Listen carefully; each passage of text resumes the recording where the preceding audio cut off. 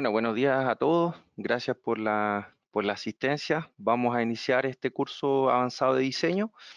Eh, en la práctica, en realidad, son 4 sesiones, ya, las cuales van a ser abarcadas por la primera este día martes, la segunda el día jueves de esta semana, y martes y jueves la próxima semana, tercera y cuarta sesión. Eh, bueno, en realidad como todo ciclo de cursos, siempre tenemos que partir con un tema teórico. Seguramente muchos ya han visto los temas que vamos a hablar al inicio de este curso, pero por favor, los que ya conozcan el CO2, tengan experiencia, tengamos un poquito de paciencia a las sesiones más avanzadas para que podamos nivelar un poquito algunos conocimientos, también aclarar algunas dudas que puedan existir de los sistemas para después pasar a las siguientes sesiones. Bueno, lo primero es siempre hablar de lo que nos convoca. En este caso es la refrigeración con CO2, ¿ya? Me imagino que ya muchas veces en los cursos que han participado les han hablado un poco de la historia.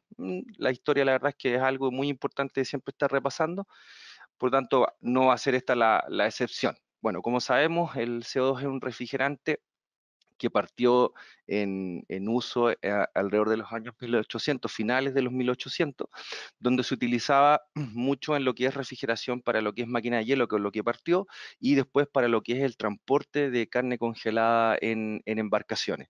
La verdad es que el CO2 y el amoníaco han compartido un poco los inicios respecto a lo que es la refrigeración, el CO2 más en lo que es embarcaciones y el amoníaco siempre en lo que es la parte más industrial. Bueno, lamentablemente en los años 1920-1930 nacieron los refrigerantes artificiales, ¿ya? Que son también conocidos como freones, los cuales al salir tuvieron un gran éxito comercial referente a lo que era la construcción de la maquinaria de refrigeración. Ustedes saben que el CO2 trabaja a presiones mucho mayores, requería mayor ingeniería, costos de instalación, por lo tanto fue rápidamente olvidado en los años, como vemos acá en esta curva, fue rápidamente olvidado en los años 60, por lo tanto, su reemplazo fue bastante rápido, que fue en esta época, ¿ya? El pic estuvo entre los años 1920 y 1930, como les había mencionado anteriormente, lo que es transporte de carne congelada. Reemplazó el amoníaco en esa parte principalmente por la toxicidad, pero siempre el amoníaco estuvo presente como un partner en el fondo del CO2 y enfocado más a la parte industrial. Bueno, este señor, que es Gustav Lorenzen, fue quien tomó este refrigerante y lo volvió a potenciar en instalaciones de refrigeración, ya sea refrigeración comercial, refrigeración industrial. El refrigerante en sí tiene algunas características bien importantes de conocer. En el diagrama presión-entalpía tenemos, como todo refrigerante, al lado derecho de la campana tenemos la fase de vapor. Por la línea tenemos vapor saturado. Si nos desplazamos hacia la derecha tenemos vapor sobrecalentado. En la parte izquierda de la campana tenemos líquido. En la línea de la campana líquido saturado. Hacia la izquierda líquido subenfriado. Y en la parte superior abarcamos algo que no es común en los refrigerantes que normalmente trabajamos, ya sea naturales o artificiales. En el amoníaco nosotros no trabajamos en la parte supercrítica, que en el fondo es cuando sobrepasamos el trabajo en el sistema de refrigeración sobre el punto crítico, que es el punto superior de la campana, del diagrama de Moliero, el diagrama presión-entalpía. Bueno, en esta condición, donde superamos nosotros normalmente la temperatura de 30,98 o en realidad 31 grados Celsius o 88 grados Fahrenheit, si lo hablamos en números cerrados sin decimales. Sobre este punto crítico, nosotros ya sobre una presión absoluta de 73,77 bar, estamos en un fluido que es súper crítico, ¿ya? Y aquí es importante hacer la diferencia. No estamos en un fluido de líquido, ni en un fluido de vapor, ni en un fluido en estado sólido, ni en una mezcla, sino que es un estado independiente, donde de hecho la densidad del fluido es la misma si lo consideráramos en estado líquido o en estado vapor. O sea, la condición del fluido es supercrítica. En el caso de la parte inferior de la campana, la base, ¿ya? todos los fluidos tienen estas condiciones. Como decía anteriormente, normalmente nosotros no entramos en este tipo de fases porque estamos dentro del ciclo subcrítico normalmente. Pero el CO2 bajo los menos 56,6, tenemos ya el triple punto de congelación, donde bajo esta campana ya tenemos el cambio de fase directamente desde sólido a vapor. O sea, en este caso sería sublimación. Por lo tanto, trabajamos en un área bastante mayor a lo que estamos acostumbrados en el ciclo de refrigeración. Por lo tanto, quiere decir que si nosotros tuviéramos, por ejemplo, el fluido bajo esta condición y en algún momento nosotros hacemos un cambio de presiones, el refrigerante en esta zona va a pasar de estado, por ejemplo, de vapor a estado sólido.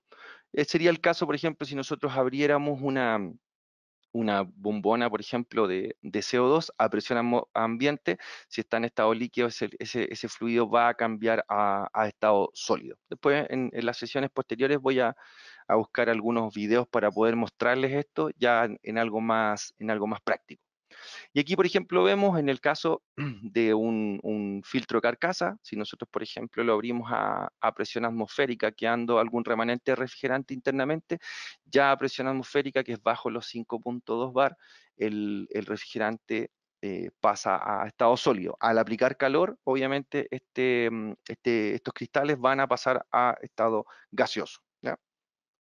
Comparémoslos con algunos otros refrigerantes. Por ejemplo, acá tenemos en una comparación con otros refrigerantes naturales. Voy a pasar acá al lápiz para poder rayar. Por ejemplo, acá tenemos el CO2 en lo que es temperatura crítica y abajo tenemos el punto triple.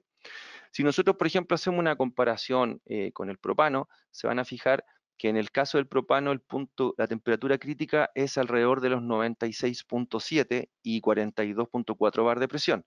En el caso del agua tenemos 374 grados Celsius y 22 bar. Y en el caso del amoníaco tenemos 132 grados Celsius y 113 bar. Entonces, por ejemplo, en un sistema de refrigeración industrial con amoníaco no vamos a trabajar sobre el punto crítico, ¿ya? Ah, Incluso ahora que en muchos países se están trabajando las bombas de calor, donde el amoníaco sobrepasa incluso los 40 bar en presiones de descarga, no seguimos trabajando en condición subcrítica, que eso lo vamos a explicar más adelante.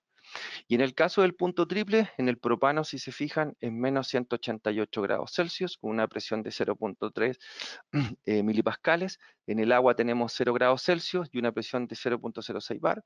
Y en el amoníaco tenemos menos 77,6, 0,6 bar. O sea, si ustedes ven, por ejemplo, refrigerantes que sean más comunes, como el agua, que es el R718, y el amoníaco, que es el R717, nunca trabajamos bajo el punto triple. Propano, la verdad, no tengo mucha experiencia, pero una temperatura de este tipo ya pasaría a ser criogenia y la verdad es que no he escuchado que se trabaje en este tipo de condiciones este refrigerante. Bueno, el ODP de este refrigerante es 0, el GWP es 1, no es inflamable. Esto es bastante importante porque aquí tenemos una diferencia, por ejemplo, con el propano, ¿ya? Bajo la norma europea N378 no es tóxico, tiene una baja capacidad, una alta capacidad volumétrica para refrigeración. Vamos a ver qué significa eso. Como dice, compresores más pequeños, líneas de aspiración pequeñas, efectivamente, por la capacidad volumétrica que tiene en estado de vapor.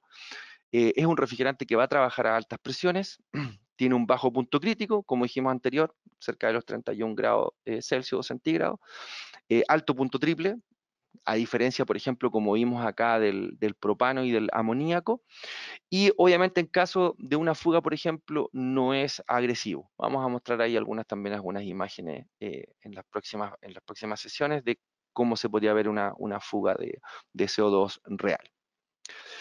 Bueno, ¿por qué se da esto de que trabajamos en condición supercrítica o en algún momento nos podemos topar con una condición, en el caso de un mantenimiento, por ejemplo, bajo el punto triple?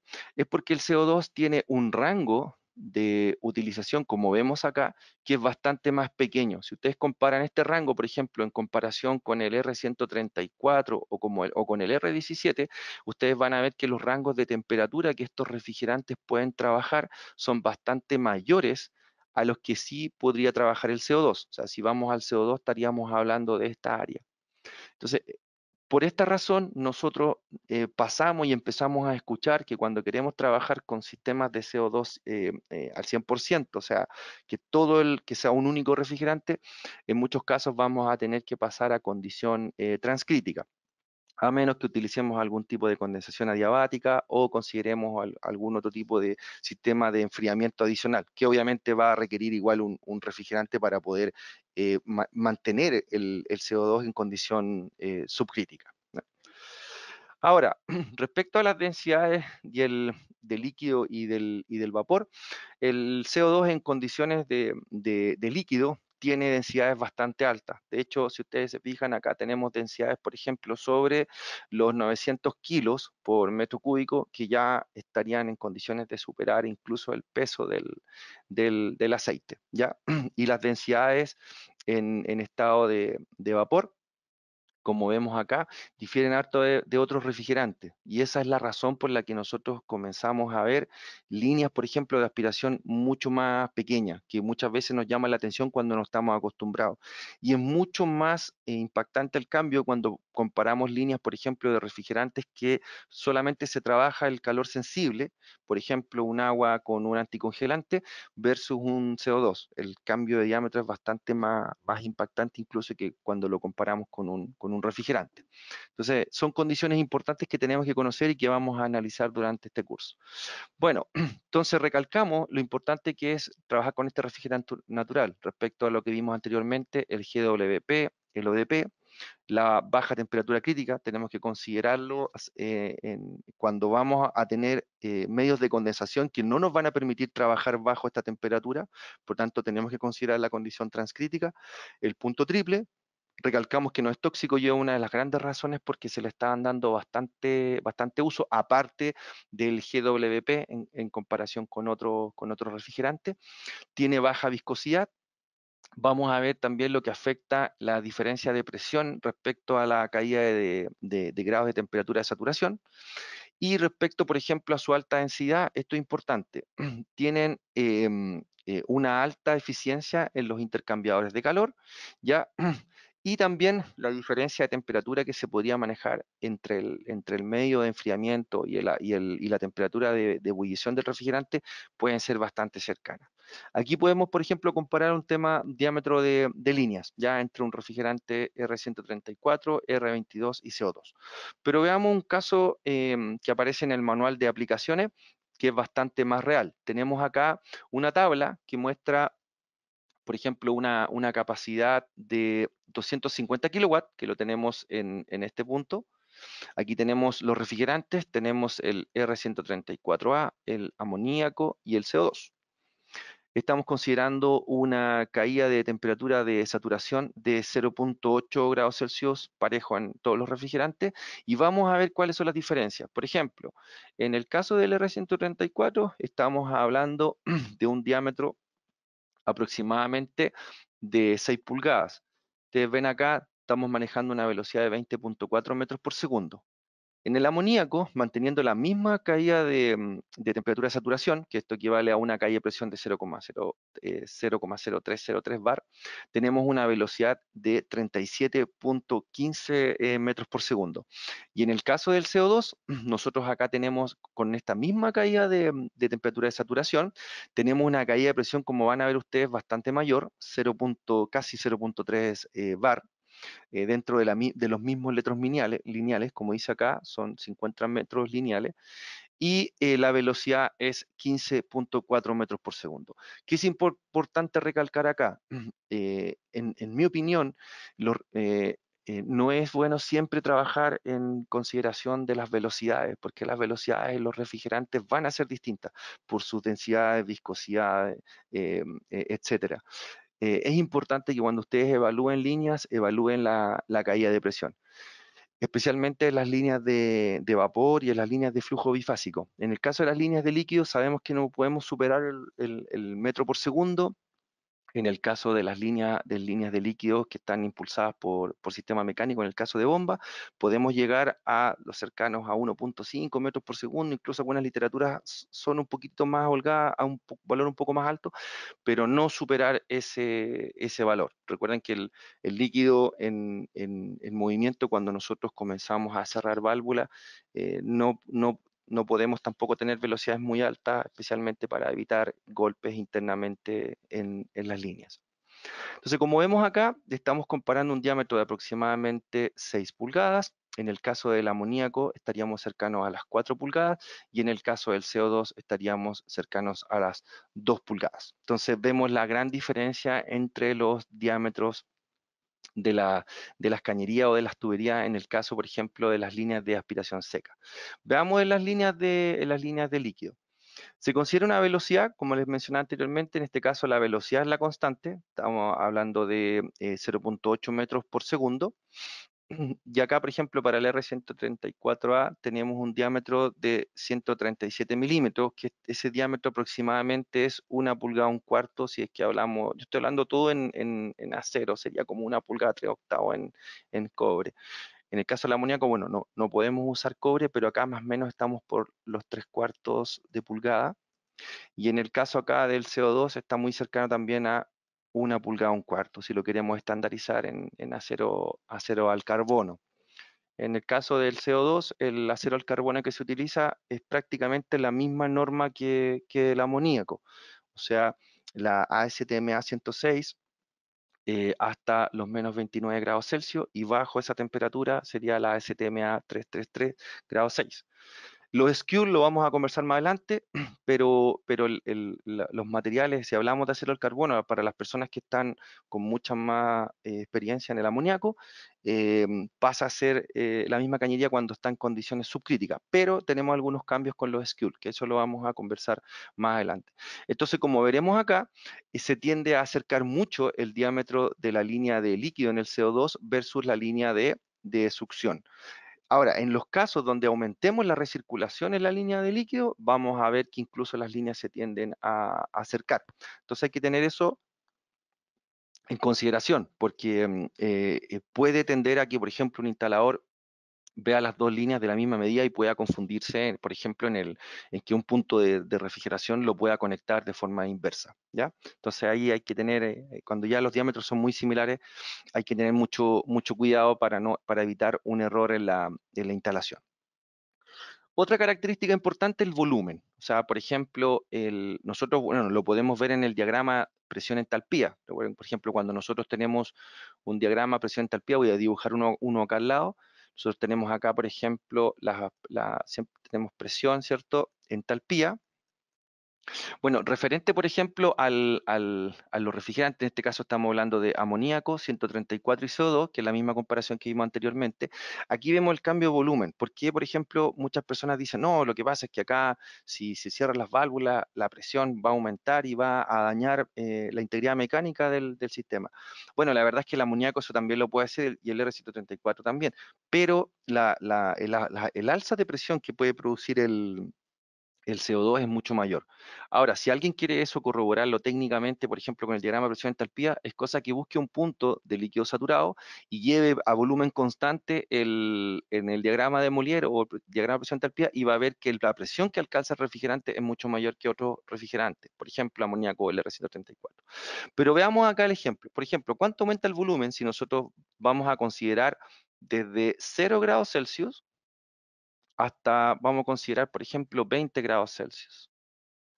Si ustedes se fijan acá, por ejemplo, el amoníaco, bueno, van a tener que disculpar un poco las líneas, no es tan fácil dibujar con el mouse, pero vamos a tratar de hacer los dibujos lo mejor posible. Por ejemplo, en el caso del amoníaco, por ejemplo, desde 0 hasta 20 grados Celsius, ustedes van a ver que más o menos el volumen se está moviendo desde aproximadamente un 9% hasta aproximadamente un 16%.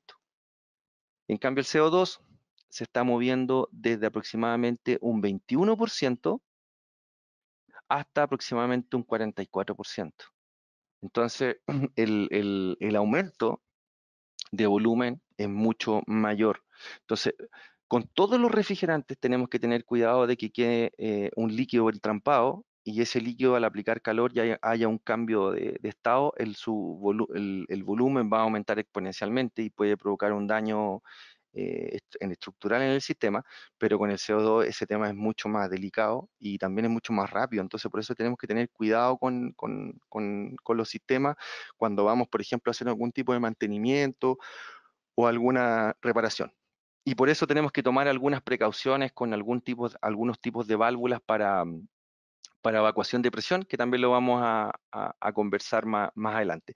Pero aquí ustedes pueden comparar, por ejemplo, la diferencia de volumen entre el amoníaco y, por ejemplo, la diferencia de volumen entre el CO2. Vamos a anotar acá para que veamos viendo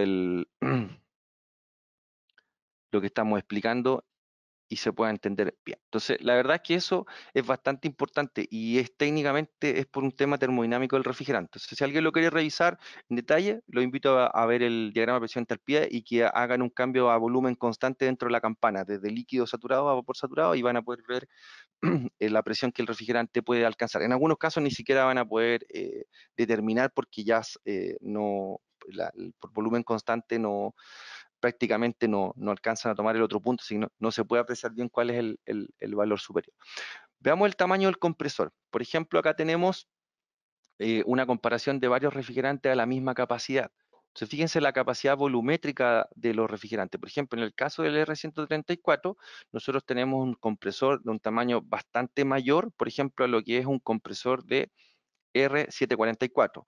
Ahora, sí tenemos que ser justos en el caso de que tengamos un sistema con compresor paralelo, tenemos que considerar también esa carga. Entonces aquí, en el fondo, si consideráramos el compresor paralelo, estaríamos diciendo que en el fondo tenemos aproximadamente esa altura en la capacidad volumétrica. Pero así todo tiende a ser bastante menor que otras condiciones. Ahora, es un error pensar que esto significa consumo al eje. No es consumo al eje, estamos hablando de capacidad volumétrica. Podríamos decir una manera simple, quizás en el tamaño del bloque, aunque los compresores de CO2, como necesitan espesores mayores por las presiones de trabajo, muchas veces un compresor pequeño no se ve tan pequeño justamente por la parte estructural del bloque. Por lo tanto, aquí la consideración es capacidad volumétrica. ¿Qué significa? Que cuando hablamos de consumo al eje, los consumos al eje son bastante similares. ¿Sí? Habla netamente de lo que es el tamaño físico del compresor. Es importante eso para no cometer errores y confusiones que en el fondo nos puedan llevar a hablar cosas o incluso explicarles algo a un cliente o a algún colega que esté errado.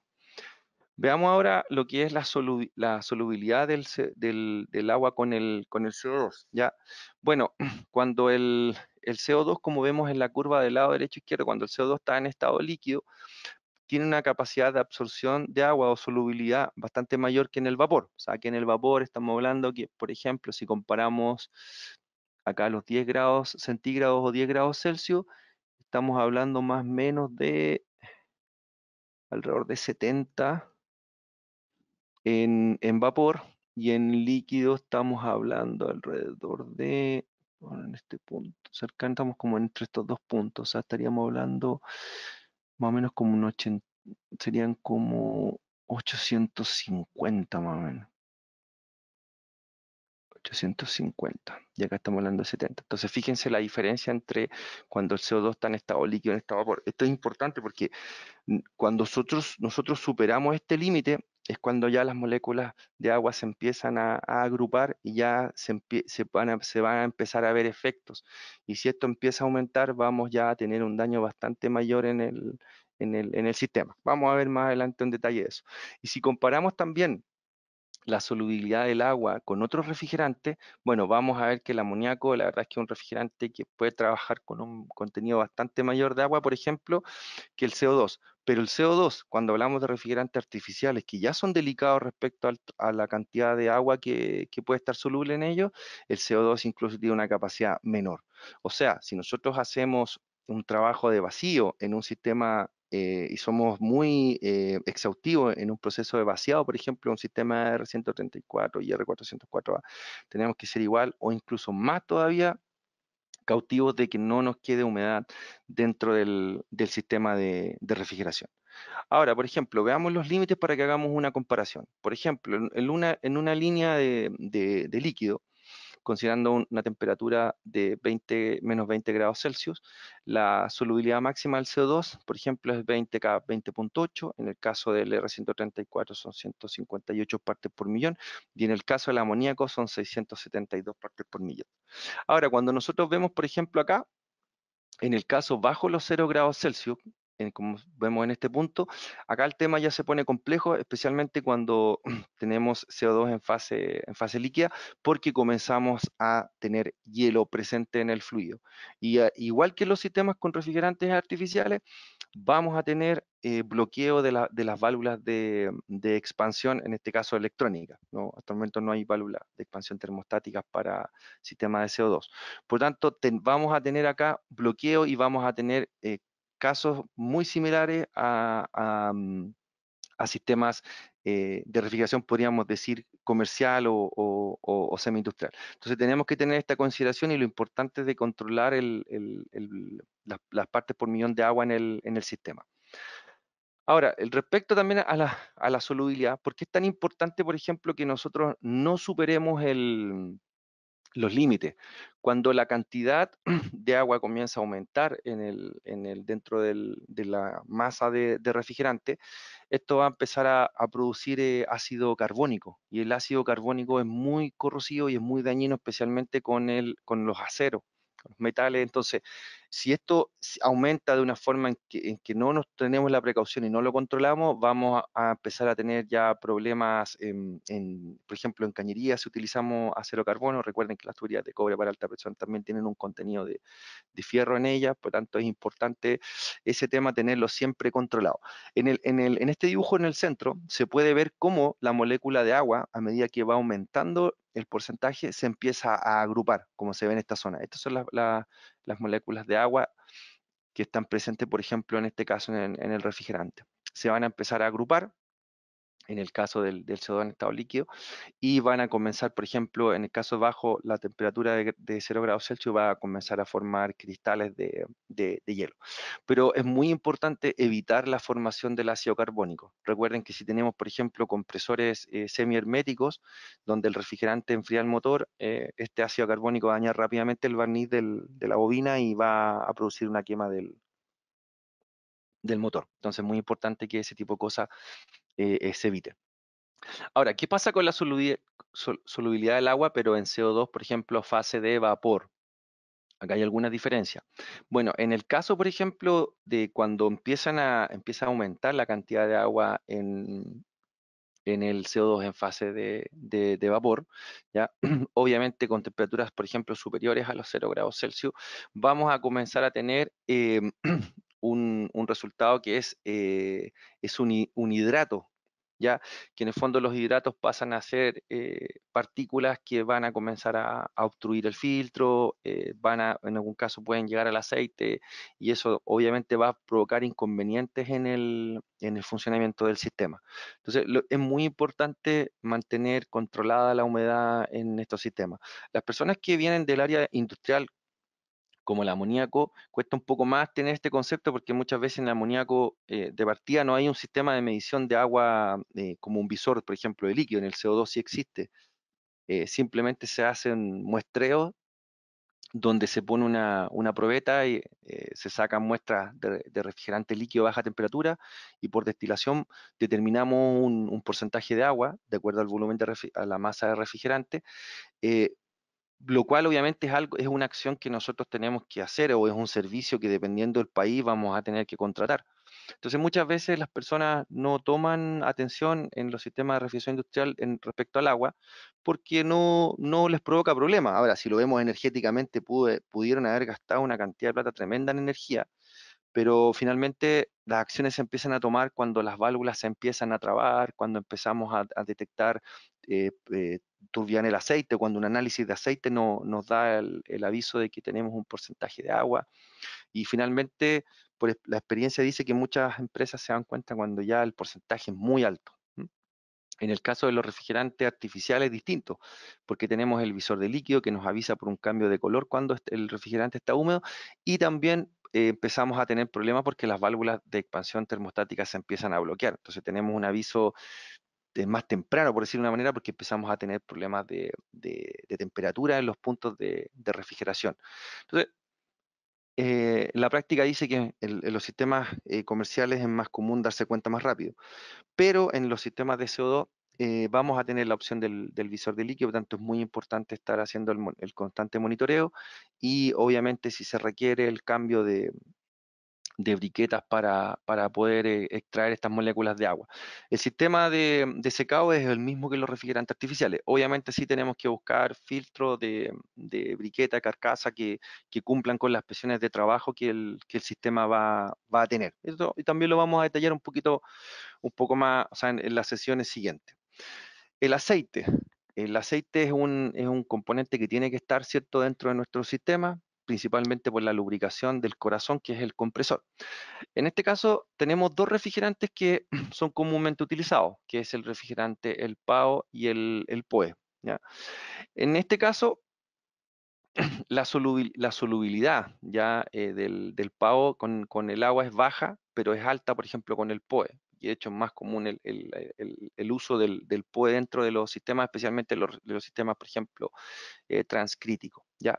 Por tanto, al tener una alta afinidad con el agua, tenemos que tener mucho cuidado de cuando vamos a instalar un compresor, cuando vamos a hacer un servicio, cuando tenemos un compresor que lo vamos a conectar, vamos a soldar las cañerías, por ejemplo, de tener algún tipo de paso de algún gas inerte como nitrógeno para evitar que estos aceites absorban humedad. Entonces, son varias las precauciones que tenemos que tener. O sea, tenemos que tener una consideración de cámara, sí o sí, cuando vamos a realizar algún tipo de soldadura y vamos a tener el compresor en algún momento abierto, aunque las válvulas, en el caso de los compresores, si hay un compresor, por ejemplo, hermético para CO2, ahí tenemos que tener la producción del paso si no tiene válvulas. Ahora, si podemos cerrar las válvulas y poner algún tipo de enfriamiento exterior para evitar que la temperatura dañe el obturador de la válvula, no tendríamos necesidad de hacer una cámara, pero siempre es bueno tener algo de presión de algún refrigerante, o sea, algún gas inerte como por ejemplo el nitrógeno, para evitar la entrada de humedad. Entonces, bueno, independiente de los dos sistemas de aceite, por ejemplo, en el caso del retorno de aceite, en ambos casos es muy importante que nosotros tengamos, si un sistema, por ejemplo, de expansión directa, las velocidades altas en la variación de carga para que el aceite vuelva al compresor. ¿Ya? Recuerden que los sistemas de expansión directa, todo el refrigerante que va hacia los evaporadores, pasa por el evaporador, cambia de estado completamente y vuelve al sistema. Por tanto, no hay un punto de detención donde pudiéramos producir una separación, a diferencia de los sistemas industriales que vamos a conversar más adelante, que donde hay estanques de bombeo, donde sí ahí el aceite se puede concentrar y tenemos que producir sistemas para poder separarlo, como lo vamos a ver ahora en el slide siguiente. Pero los sistemas de expansión directa tenemos que tener en realidad el mismo cuidado que los sistemas con refrigerantes artificiales.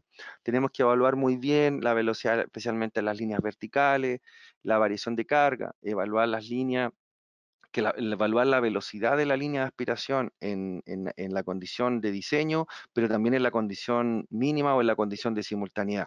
¿Ya?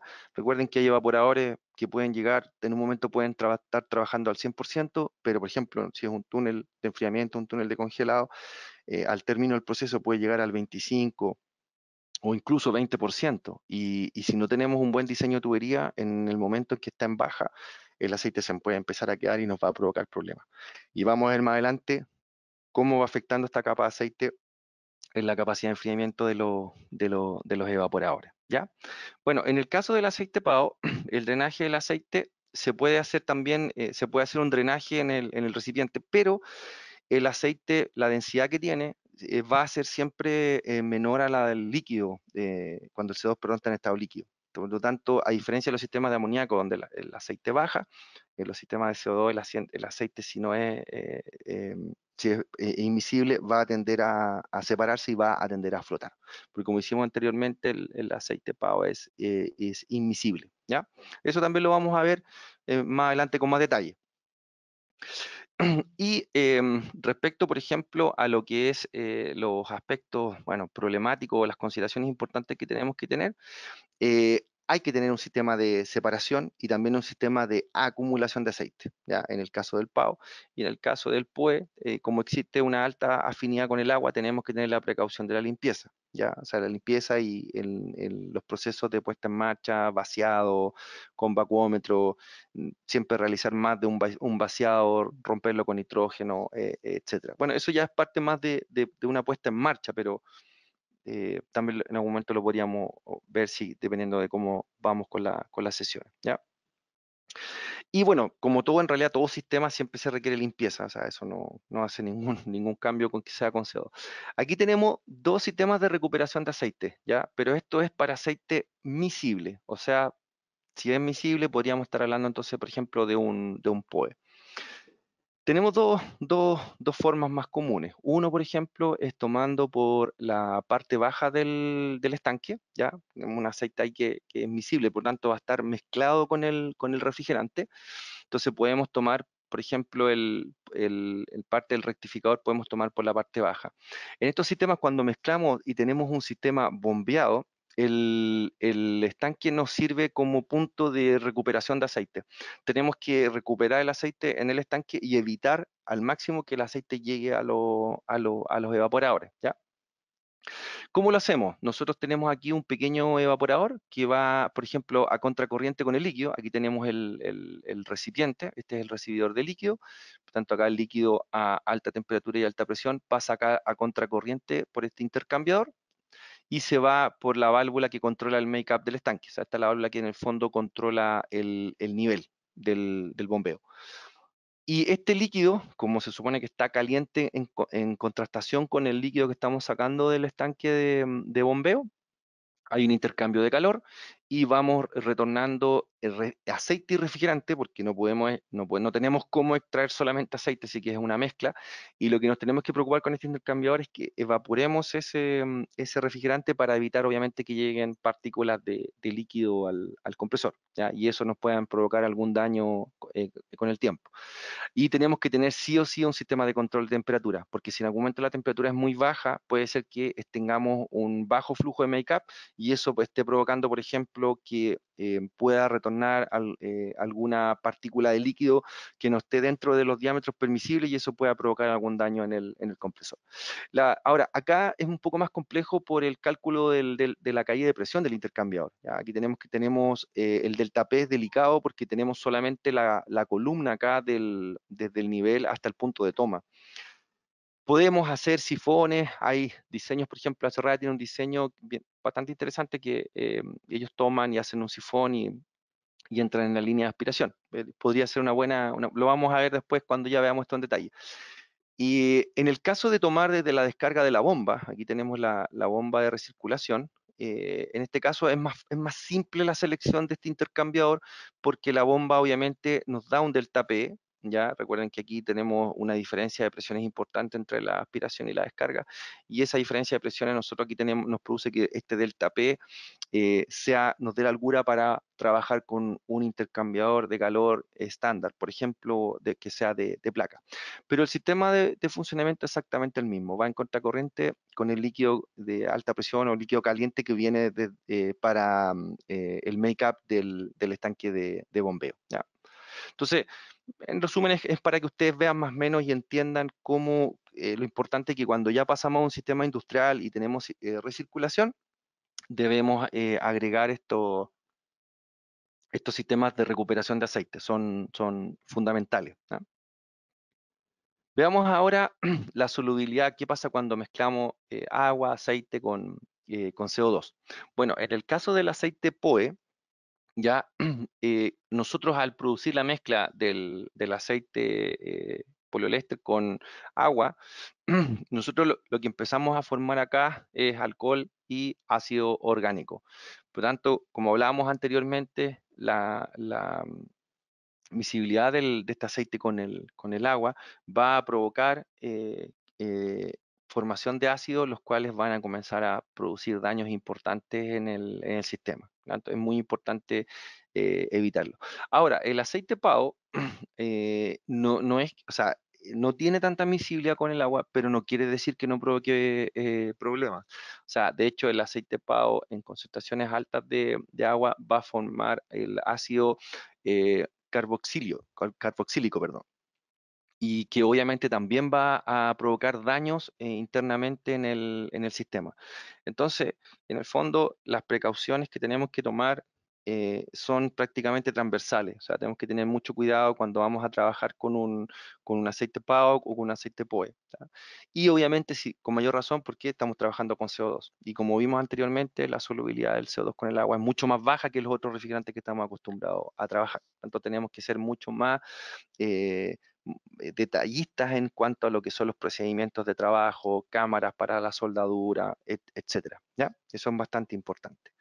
Bueno, ¿y cuáles son los sistemas que nosotros podemos trabajar en los sistemas de CO2? Sería los sistemas subcríticos, que es cuando estamos trabajando, ¿cierto?, bajo el punto crítico, que sería bajo esta zona, o sea, dentro de, o bajo la parte superior de la campana, como dice acá, subcrítico, donde tenemos los sistemas por compresión de CO2, o tenemos también el sistema de salmuera volátil, que nosotros aquí vamos a considerarlo como brine. ¿Ah? Vamos a usar la palabra brine, que es un poquito más universal, que es salmuera volátil, salmuera, etcétera. Y el otro sistema es el sistema transcrítico, donde trabajamos la parte de alta presión, no la trabajamos, por ejemplo, con un refrigerante primario, sino que la trabajamos directamente con el mismo refrigerante, todo el sistema, y por el medio de condensación que usamos, que por ejemplo podría ser el aire ambiente, especialmente en la zona, en los momentos de alta temperatura ambiente, pasamos a trabajar sobre el punto crítico, por tanto pasamos a trabajar en un sistema transcrítico. ¿Ya? Ahora, cuando nosotros hablamos de los tipos de sistemas de CO2, el sistema transcrítico, como se ve a la izquierda, siempre está pensado en sistemas, por ejemplo, comerciales o sistemas de supermercado, donde nosotros tenemos nuestros evaporadores, por ejemplo, de media temperatura, de baja temperatura, y está controlado por una válvula, por ejemplo, que sería una válvula de expansión electrónica. O sea, sería, por ejemplo, una VEE, válvula de expansión electrónica, ¿cierto? Entonces tenemos nuestro sistema transcrítico que está compuesto por un compresor, por el gas cooler, el recipiente de líquido, ¿cierto? Y este recipiente de líquido es el que va alimentando a los evaporadores de media y de baja temperatura. En el caso de los de baja tenemos un compresor, obviamente, que es el que aumenta a una presión intermedia, que es la presión de media, la presión de descarga, y con eso obviamente va teniendo el balance para obtener la refrigeración en ambas condiciones. ¿Por qué estamos tocando el tema del sistema transcrítico? Si a pesar que está pensado en la parte comercial, lo vamos a tomar y lo vamos a estudiar en esta sesión, porque si ustedes ven, como ven al lado derecho, nosotros perfectamente vamos a poder combinar, por ejemplo, un sistema transcrítico que podríamos hablar que está en esta zona. O sea, acá está el recipiente líquido, en realidad la parte transcrítica es acá, pero desde esta zona sería muy similar, por ejemplo, a este sistema, pero en la parte de baja temperatura, por ejemplo, nosotros aplicamos un sistema de recirculación con bomba, que eso ya pasaría a ser un sistema de refrigeración más industrial. Por lo tanto, ¿podríamos combinar los sistemas? Sí, lo podemos combinar. ¿Va a ser posible? Yo en lo personal creo que va a ser posible, y si que ya no hay sistemas que sean de capacidades altas, que ya estén trabajando con un sistema industrial con CO2 transcrítico. Ya debieran existir o van a existir. Por lo tanto, yo creo que es importante que cuando vamos a hablar de diseños de sistemas de CO2, conozcamos bien cómo funcionan estos sistemas de CO2 transcríticos, porque en el fondo la parte de alta podría aplicar en un sistema de refrigeración industrial.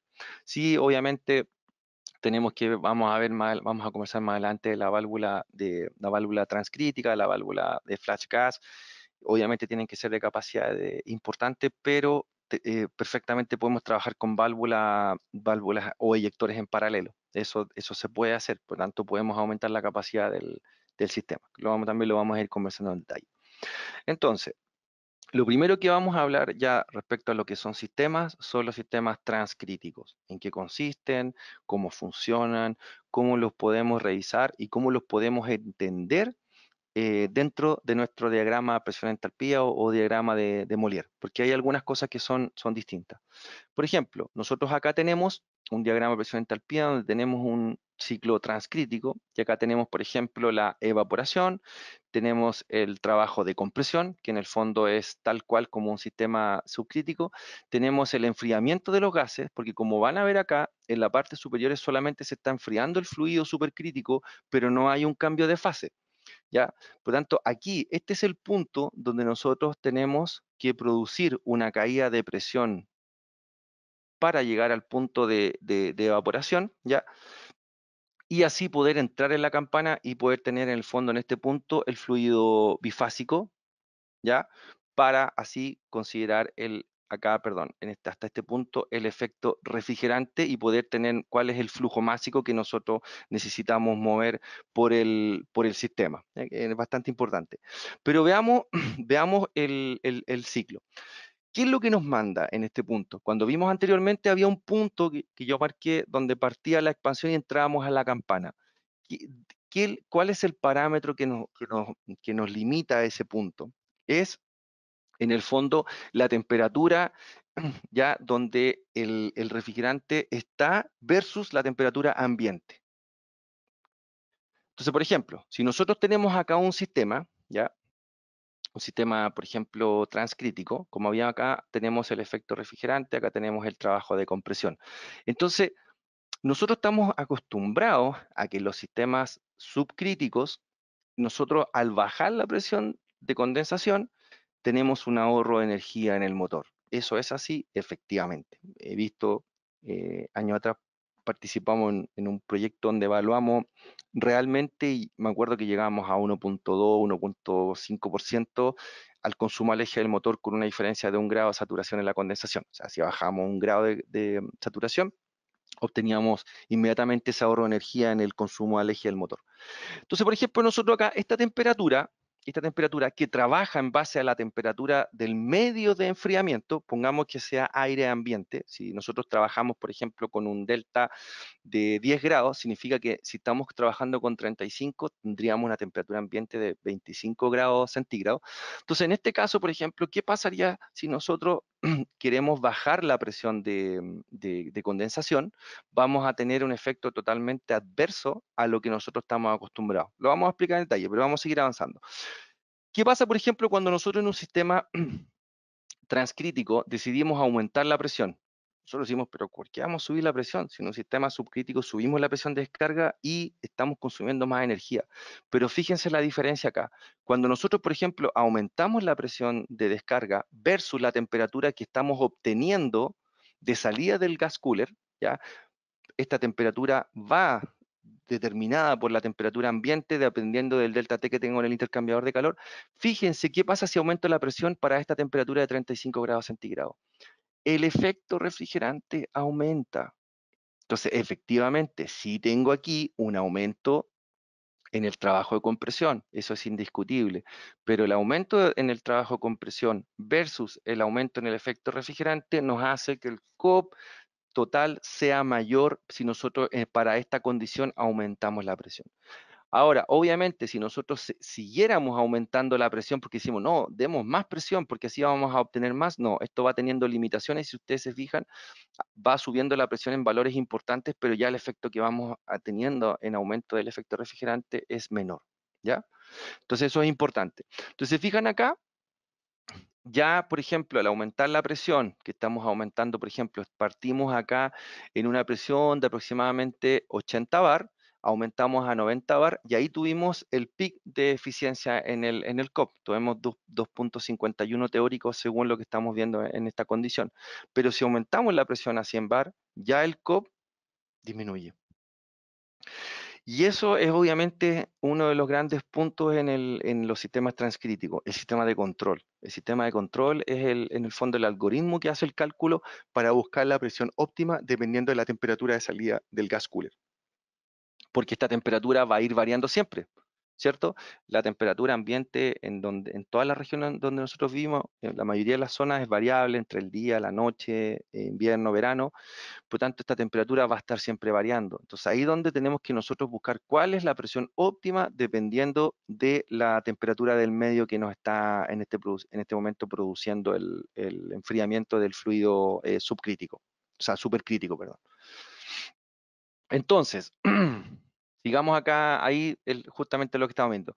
Entonces, si nosotros tenemos, por ejemplo, una temperatura acá de 40 grados Celsius, ¿ya? Que es la que estamos viendo aquí en la línea de color, recuerda que las temperaturas acá bajan, llegan a la campana, se mueven de forma horizontal y después vuelven a caer. Aquí teníamos una temperatura, por ejemplo, de 40 grados Celsius. Entonces nosotros, por ejemplo, determinamos acá una presión de 90 bar, ¿ya? Si nosotros determinamos esa presión de 90 bar, tenemos un efecto refrigerante y tenemos un trabajo de compresión. Si nosotros aumentamos esa presión, por ejemplo, a un valor de 100 bar, tenemos un aumento en el efecto refrigerante y también en el trabajo de compresión, pero así todo, el efecto positivo que tenemos en el efecto, con el efecto refrigerante nos hace que el COP aumente. O sea, fíjense lo importante que es que dependiendo de la temperatura en que sale el fluido supercrítico del gas cooler, importante el cálculo que se haga de la presión óptima en que va a controlar la válvula. La válvula es la que controla esta diferencia de presión. La válvula va abriendo y va cerrando y va controlando esta presión en la descarga del compresor de alta y obviamente eso lo va manejando el controlador dependiendo de la temperatura de salida del gas cooler. Por lo tanto, podríamos ya empezar a hacer una conclusión previa de que la temperatura de salida del gas cooler es un parámetro muy, muy, muy importante de medición para el control. Algo que no es usual en los sistemas subcríticos. Normalmente nosotros no controlamos el sistema por la temperatura de salida, por ejemplo, del condensador. No. Nos preocupábamos de medir la temperatura de la salida del condensador para ver si tuviéramos un subenfriamiento muy alto porque tenemos aire, etcétera, etcétera, etcétera. Pero en estos sistemas transcríticos ese es un punto fundamental de medición. Entonces, muy, muy importante. Ahora, si siguiéramos aumentando la presión, porque por ejemplo tenemos el concepto de que al mayor presión, mayor eficiencia, ya vamos a ver que el efecto refrigerante versus el trabajo de compresión ya no tiende a ser ese aumento de COP que tuvo en la condición anterior, por lo tanto el COP tiende a disminuir. Hay una aplicación, no me recuerdo bien hay una aplicación que es como una regla que es bastante didáctica para poder entender esto si es que a alguien le queda alguna duda. De todas maneras, después vamos a tener algún tiempo para responder algunas consultas, ¿ya? Bueno, acá tenemos, por ejemplo, la condición de temperatura de salida del enfriador. Entonces aquí, por ejemplo, tenemos nuestra presión, ¿cierto? Si nosotros llevamos el punto, ya logramos controlar nuestra presión de descarga ideal, ¿ya? Donde nuestra válvula transcrítica está modulando para poder buscar el punto óptimo respecto al efecto refrigerante, ¿cierto? Pero si ustedes ven acá, tenemos en este punto una condición aproximada de, déjenme ver acá, vamos a ver el título, aproximadamente un 50%, que es lo que está aquí abajo, esta línea que se ve acá. 50% significa que después que el fluido entra a la campana, el punto de entrada a los evaporadores de media sería aproximadamente un 50% en estado líquido, un 50% en estado de vapor, y en el caso de los de baja, anda alrededor, se fijan, aquí está 50, 55, que es esta línea acá, alrededor de unos 56, o sea, un 56% de vapor y el restante en estado líquido. Por tanto, se pasaría a ser bastante ineficiente, ¿cierto? Claro, porque obviamente tenemos una entrada, una masa de vapor ahí que va a estar entrando al evaporador y que no nos está haciendo ningún efecto en base a la refrigeración. Entonces, nosotros, ¿qué es lo que hacemos acá? Aquí es donde incluimos el famoso recibidor de líquido. ¿Por qué incluimos un recibidor de líquido? Como en los sistemas subcríticos, para poder nosotros almacenar la variación de carga del sistema. Cuando el sistema empieza a variar carga, empezamos a acumular el líquido en el recibidor. Por esa función, la verdad es que podría ser una función, pero no es la más importante. La función del recibidor de líquido es la misma que un estanque bombeo en sistemas subcríticos, que es la separación. Entonces, ¿qué es lo que hacemos acá? El controlador también busca cuál va a ser esta presión. ¿Qué presión va a controlar el sistema para poder mantener en este recibidor? Entonces acá nosotros vamos buscando la condición óptima. Ahora, obviamente, cuando nosotros caemos en este punto, tenemos una masa, ¿cierto?, de líquido y tenemos una masa de vapor. Y nosotros separamos y producimos la expansión de un fluido 100% líquido hacia los evaporadores de media y baja. Entonces, obviamente, por ejemplo, en los de media, disminuimos la cantidad de vapor. O sea, ya estamos hablando, fíjense, si seguimos esta línea, estaríamos hablando más o menos como de un 22% el título. Y en los evaporadores de baja estamos alrededor de más o menos como un 33%. Son valores aproximados, sí puede que no se vea tan bien, pero anda por ahí. Y si recuerdan, anteriormente, si nosotros seguíamos esta línea, la expansión, la línea recta, sin un sistema de expansión o con un sistema de separación intermedio, nosotros tendríamos, se recuerdan, teníamos en el caso de los de media, teníamos 50% de título y en los de baja teníamos 56%. Por tanto, la cantidad de vapor era mucho mayor. Ahora, obviamente, aquí es donde el controlador va buscando la presión óptima de trabajo. Si la presión va a ser más baja o va a ser más alta. Entonces, la válvula transcrítica se preocupa de esta diferencia de presiones, pero el estanque se para, ¿cierto? Se preocupa de que se expanda 100% el fluido 100% líquido hacia los evaporadores de media y de baja, ¿ya? Pero ¿qué hacemos con ese vapor? Porque el flash gas se produce de igual forma. Al entrar en la campana, siempre vamos a tener un título. Por tanto, ¿qué hacemos con ese vapor? Ese vapor no lo podemos hacer desaparecer por magia. Tenemos que volver a comprimirlo y tenemos que llevarlo a un punto. Entonces, dependiendo de la condición, tenemos otra válvula que hace esta regulación, que expande este vapor, el vapor lo expande y lo lleva, por ejemplo, al compresor de alta. Nosotros tenemos aquí el compresor de alta y el compresor de baja. O sea, tenemos un sistema booster. Entonces, obviamente acá en la descarga del compresor de baja, mezclamos este vapor que está más frío, aquí se produce una mezcla, o sea, tenemos M flujos másicos de distintas temperaturas, y estos son aspirados por el compresor de alta. O sea, si nosotros veíamos el ciclo anterior donde el compresor de alta aspiraba los vapores con un título alto, esos vapores no van a desaparecer. Lo que en el fondo hacemos es no llevarlos al evaporador y llevarlos en el fondo ese flash gas, llevarlo directamente al bocal de aspiración del compresor, ¿ya? Y no pasarlo por los evaporadores, y eso nos ayuda a aumentar el efecto refrigerante. ¿Se fijan? Aumentamos el efecto refrigerante en los evaporadores. Tenemos que mover menos masa de refrigerante a través de ellos para poder producir el enfriamiento. Pero este flash gas no lo podemos hacer desaparecer y tenemos que llevarlo hacia el compresor de alta. Por tanto, cuando nosotros vemos la aspiración del compresor de alta, nosotros tenemos una mezcla de flujos másicos. Tenemos el flujo másico que viene del compresor de baja, más el flash gas que se produjo en el recipiente. ¿Ya? Entonces, eso tenemos que tenerlo en consideración porque, repito, que el flash gas no va a desaparecer. Es un concepto similar a lo que son los economizadores en los sistemas industriales. ¿Mm? Ahora, cuando nosotros tenemos, por ejemplo, la condición de trabajo, ya buscamos el punto óptimo y la válvula está haciendo su trabajo respecto a la caída de presión desde la presión de descarga a la presión del recibidor, que es la válvula transcrítica. ¿Qué pasa cuando empieza a bajar la temperatura ambiente? A bajar, bajar, bajar, bajar, bajar, hasta que empezamos a trabajar dentro de la condición subcrítica. Entonces, ¿qué pasa? ¿Qué empieza a hacer el sistema? ¿Por qué medio empieza a controlar? Porque ya no está midiendo la temperatura, o sea, ya no está trabajando fijamente con la temperatura de salida del gas cooler, porque obviamente ya la temperatura empezó a bajar, bajar.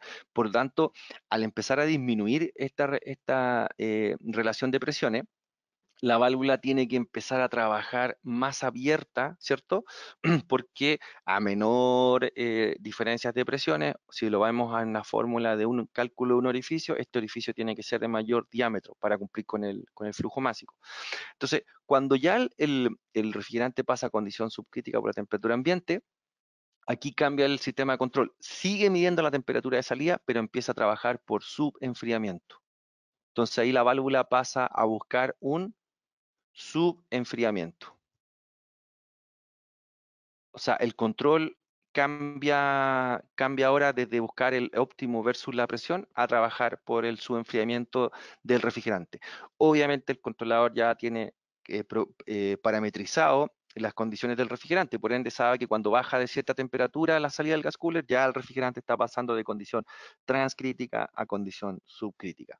Por ejemplo, en el caso de las personas que están en México, en Chile, que tuvieron la oportunidad de asistir al curso de la unidad móvil que se tuvo para entrenamiento, podían ver, por ejemplo, en el visor, de descarga, por ejemplo, o sea, perdón, de salida del gas cooler o el condensador que mostraba este punto, veían, por ejemplo, cuando estaba en condición transcrítica o supercrítica, que no se ve ni vapor ni líquido, sino que se ve, es como similar como a como un aceite muy delgado, da la impresión visualmente. Y una vez que obviamente ya entra en fase subcrítica, se puede ver el líquido que sale desde el intercambiador de calor, o sea que ahí pasa de un gas cooler a un condensador, ¿ya? Y obviamente siempre la válvula está haciendo la expansión. Ahora, en este caso, está haciendo una expansión desde un líquido saturado a la alimentación de un estanque como que fuera el make-up de un estanque de bombeo de un sistema subcrítico.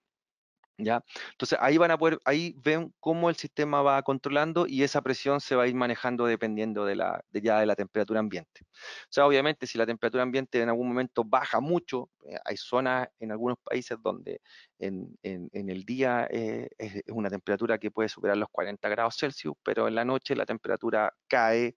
Incluso en los desiertos hasta bajo 0 grados Celsius. Entonces, tenemos dos condiciones de trabajo en el día transcrítica y en la noche subcrítica. Entonces, el controlador tiene que estar obviamente preparado para eso. Bueno, si vemos un sistema transcrítico de lo que hemos estado hablando anteriormente, entonces nosotros, por ejemplo, acá tenemos el gas cooler, aquí tenemos el compresor, que este sería el compresor de alta, aquí tenemos la línea de descarga, aquí tenemos la entrada al gas cooler, aquí tenemos la salida y aquí tenemos en el fondo el sensor que les decía, que es el que está midiendo la temperatura de salida del gas cooler, que en este caso sería este AKS-11 que va a este controlador y que también se está midiendo de forma paralela para manejar acá con otro controlador. No voy a hablar de los controladores porque en este caso es más que nada la parte del sistema, pero ambos están haciendo el control sobre las válvulas. Entonces, esta temperatura que se está midiendo acá, dependiendo de la salida del intercambiador de calor, esta válvula es la que va regulando, ¿ya? Y va abriendo, cerrando dependiendo de las condiciones para mantener una presión en el fondo en esta zona. ¿Ya? Esta es la válvula que va regulando para buscar el punto ideal de operación, como vimos anteriormente, que es donde produce la caída de presión, hasta que el fluido entra a la campana, y cuando entra a la campana, entramos en este recibidor, y aquí vamos a tener el fluido en estado gaseoso, en estado líquido, ¿cierto? Ahora, ¿quién mantiene la presión constante del recibidor? Es la válvula que les mostraba anteriormente, que es la que produce la caída de presión en la parte de vapor saturado.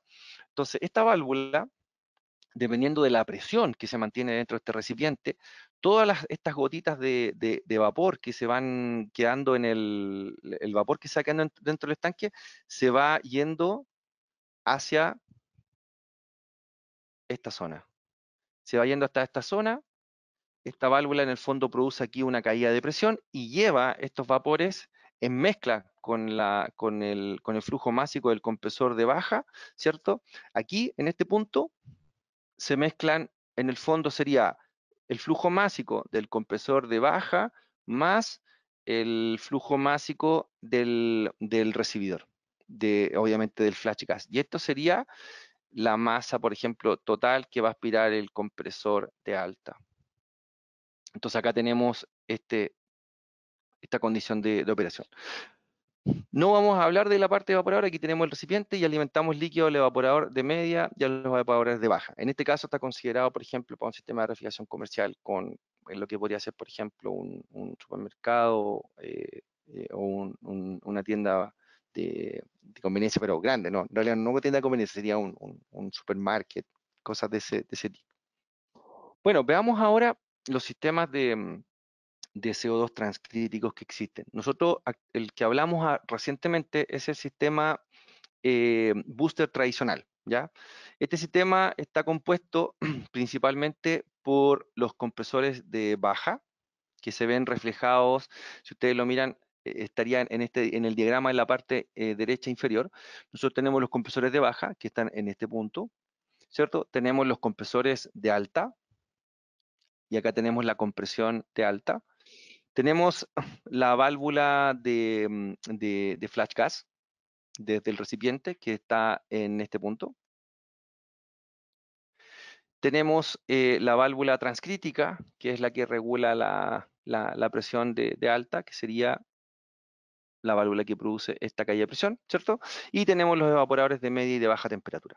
Ahora, el sistema transcrítico booster tradicional está limitado ¿por qué? Por la temperatura ambiente. ¿Y por qué está limitado por la temperatura ambiente respecto a lo que es la eficiencia? O sea, la temperatura ambiente nos da el límite. Ahora, las recomendaciones que se han dado, colegas que tienen bastante experiencia en esto, me decían que la recomendación era que la temperatura en estos sistemas se trabajara menores a 27 grados Celsius ambientes, ¿ya? Y en el caso de cuando superamos esta temperatura, nosotros, si nosotros aumentamos esta presión, o sea, nosotros comenzamos en este punto empezamos a aumentar acá la presión, ¿qué es lo que va a pasar?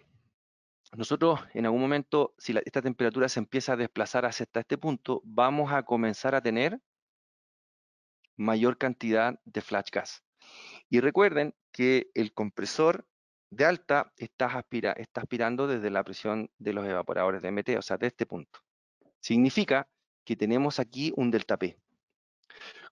Con temperaturas ambientes bajo los 27 grados Celsius, pasa a ser técnico económicamente rentable que el compresor de alta aspire el flash gas más el flujo másico de los evaporadores de media y el compresor de baja.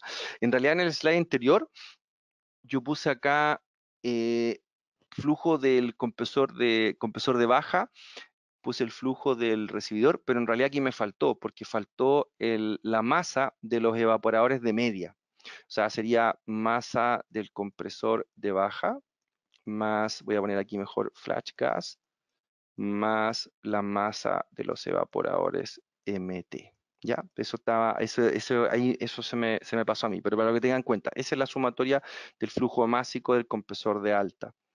Por lo tanto, acá si nosotros verificamos que la temperatura empieza a aumentar de salida del gas cooler, vamos a tener una cantidad de vapor mayor. Pero ¿qué es lo que pasa? Que fíjense que el compresor acá está aspirando a una relación de presión bastante menor. Por lo tanto, un gas que está produciéndose en esta condición, lo estamos llevando a una presión más baja para poder aspirarlo. O sea, tenemos un consumo de energía extra importante. Los economizadores hacen esa función, que en el fondo cuando nosotros tenemos presiones intermedias de los economizadores, esa presión no se va al punto de entrada a la cámara de compresión, sino que se va a una condición intermedia. En el caso de los compresores de tornillo no entra al bocal principal, entra a un punto intermedio. Por lo tanto, la relación de compresión a la cual va a estar sometida ese vapor es menor. Entonces, ¿qué se hace cuando la temperatura ambiente aumenta de este valor? ¿Qué es lo recomendado? Anexar un compresor paralelo. ¿Y qué es lo que hace este compresor paralelo? En el fondo, dependiendo de las condiciones del sistema, va a aspirar los vapores no de este punto, sino que los va a aspirar desde el punto de vapor saturado a la presión que está trabajando el recibidor de líquido y lo va a comprimir. Obviamente, ¿qué es lo que hace eso? Libera de este flujo másico al compresor de alta, ¿ya?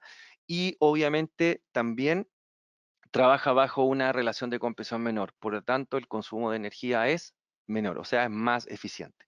Ahora, esto no quiere decir que el sistema siempre trabaje con el compresor paralelo, no. Obviamente el controlador o el cerebro del sistema, dependiendo de las condiciones de trabajo y dependiendo del comportamiento de la válvula flash gas, él va a determinar si es que ya debe pasar al compresor paralelo o seguir con la válvula flash gas. Eso ya obviamente se programa en el controlador, pero deben mantenerse ambos componentes, la válvula de flash gas y el compresor paralelo. ¿Ya? Entonces, en el fondo lo que estamos haciendo es como que nosotros, en vez de tuviéramos un compresor que está aspirando, un compresor en un sistema subcrítico, para las personas que son del área más industrial, por ejemplo, un compresor está aspirando directamente de menos 40 y lo lleva a la presión de condensación. Y nosotros, en vez de conectarnos a un vocal intermedio en el rotor de una máquina que sea de sistema compresor tornillo, agregáramos, por ejemplo, un pequeño compresor eh, que tome los vapores que se producen en el flash gas, en el economizador, y los descargue a la presión de condensación. ¿Ya? Eso podría ser, por ejemplo, en un caso teórico, que nosotros tuviéramos un sistema que fue siempre sin economizador y le agregáramos economizador, y para no cambiar los motores de los compresores, entonces agregamos un pequeño compresor que sería un compresor paralelo. En ese caso haría la misma función para comprimir estos vapores, este flash gas que se produce en los economizadores. Por ejemplo, estaríamos hablando de un economizador abierto, ¿ya? Entonces, ahí ya tenemos la condición, y se recomienda que esto vaya desde los 27 grados Celsius a los 32 grados Celsius, que este fue un dato que me dio mi colega de México, Adrián. Entonces, seguimos acá avanzando. Acá tenemos, por ejemplo, otra condición. En el caso que nosotros queramos, por ejemplo, tengamos disponible algún sistema de subenfriamiento, ¿ya? Nosotros podríamos agregar acá, en este caso aquí tenemos una unidad condensadora, pero no sé, podríamos estar dentro de una planta de proceso donde nosotros tenemos, no sé, bancos de hielo, y tenemos, por ejemplo, agua residual, agua que se está calentando por el ambiente, estamos perdiendo esa energía. Entonces, no sé, alguien dice, no, voy a pasar esta agua para producir, por ejemplo, aquí voy a poner un intercambiador de calor, voy a poner aquí un subenfriador. Y ese subenfriador, ¿qué es lo que nos hace? Disminuir el flash gas en el recibidor de líquido, por ende disminuimos ese flujo másico en el compresor paralelo, y cuando está trabajando la válvula de flash gas bypass, disminuimos en el fondo el flujo a través del compresor de alta. O sea, también podríamos aplicar eso. Obviamente esto es energía. Si yo agrego una unidad condensadora, tengo que considerar que esa unidad condensadora es una carga energética dentro del COP del sistema. O sea, no es energía gratis. Ahora, si nosotros, insisto, si nosotros tuviéramos una condición en que tenemos un proceso residual donde tenemos una masa de algún fluido, agua con un anticongelante que pudiéramos utilizar, eso obviamente nos va a ayudar a aumentar la eficiencia del sistema. Bueno, ¿y qué pasa cuando tenemos temperaturas mayores a los 32 grados Celsius? ¿Ya?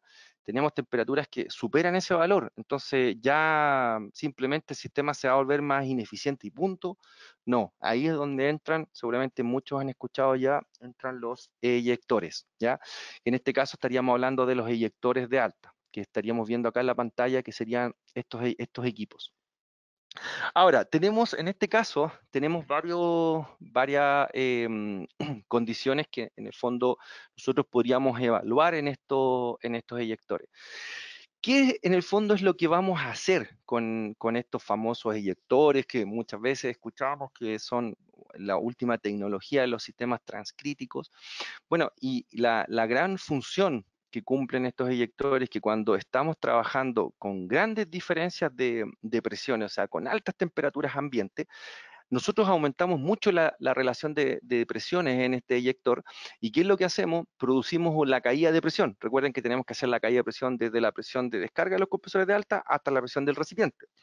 Y entre mayor sea esa diferencia de presiones, nosotros lo que vamos a ir produciendo son grandes caídas de presiones, y lo que vamos a hacer es restringirle el paso al flujo para aumentar la velocidad, y al aumentar la velocidad vamos a disminuir internamente la presión. O sea, vamos a disminuir acá en puntos internos en el eyector, vamos a disminuir la presión. Recuerden que la presión es indirectamente proporcional con la velocidad. O sea, si la velocidad aumenta, la presión disminuye, ¿cierto? Como nos dice obviamente Bernoulli. Entonces, en este caso, y bueno, y el efecto Venturi lo expresa claramente. ¿Qué es lo que logramos en ese punto? Que cuando la presión cuando la presión en ese punto de expansión baja, baja a tal nivel que la presión en este punto donde marqué con los puntitos acá, la presión llega a ser menor que la presión del recipiente. Y en el fondo, ¿qué es lo que logramos? Arrastrar un flujo másico desde la descarga de los compresores de baja, lo arrastramos y aquí lo mezclamos. O sea, por ejemplo, voy a poner un caso, si acá, por ejemplo, entraran 100 kilos hora y aquí nosotros estamos arrastrando 25 kilos hora, estoy hablando de valores teóricos, no son reales en este sistema, nosotros vamos a tener que estamos aportando aquí al recibidor un flujo de 125 kilos por hora. Entonces, lo que estamos haciendo en el fondo es, con la energía de la caída de presión que producimos en la salida del gas cooler, lo que estamos haciendo es arrastrar flujo desde una condición de una presión menor y lo estamos llevando a una presión del recipiente. Y uno dice, perfecto, pero ¿cuál sería la ganancia? Es que en este caso lo va a aspirar el compresor paralelo y la relación del compresor paralelo es menor, por ende consume menos energía. Esa es una de las grandes ventajas que, que produce que producen los eyectores, ¿ya? Están los eyectores también de baja presión, que acá ya cambia un poco la condición, porque estos eyectores en el fondo lo que hacen en algún momento es em, quitar en el fondo también flujo másico a los compresores de alta. En este caso no existe el compresor paralelo. Por lo tanto, lo que se va haciendo es que en algún momento, gracias a esta válvula que divide las presiones, lo que hace es llevar la presión desde la descarga del compresor de baja y el eyector mueve ese flujo másico y lo lleva a la presión del recipiente y a la presión del recipiente lo aspiran los compresores de alta. Entonces, en el fondo, lo que hace el eyector de baja es disminuir en la relación de compresión al compresor de alta, ¿ya? Porque en el fondo, dependiendo de las condiciones ambiente, lo va a llevar a trabajar a las condiciones de un compresor paralelo, pero va a ser en ciertos momentos, no es algo que sea siempre, va a depender de la temperatura ambiente. Y el último tipo de eyector es el eyector de líquido. Este no tiene restricciones de temperaturas ambiente, ¿ya? En el fondo, este eyector lo que hace es una ayuda importante en lo que es la media temperatura. El efecto está en media temperatura. ¿Y a qué le llamaríamos eyector de líquido? ¿Cuál es la función que cumpliría? Bueno, el eyector de líquido lo que va a hacer la función en el fondo de una bomba. Pero una bomba, si este sistema es de expansión directa, ¿qué tiene que ver una bomba acá? Bueno, en el fondo, nosotros acá por medio del control, lo que vamos a hacer es hacer trabajar los evaporadores con sus enfriamientos más bajos.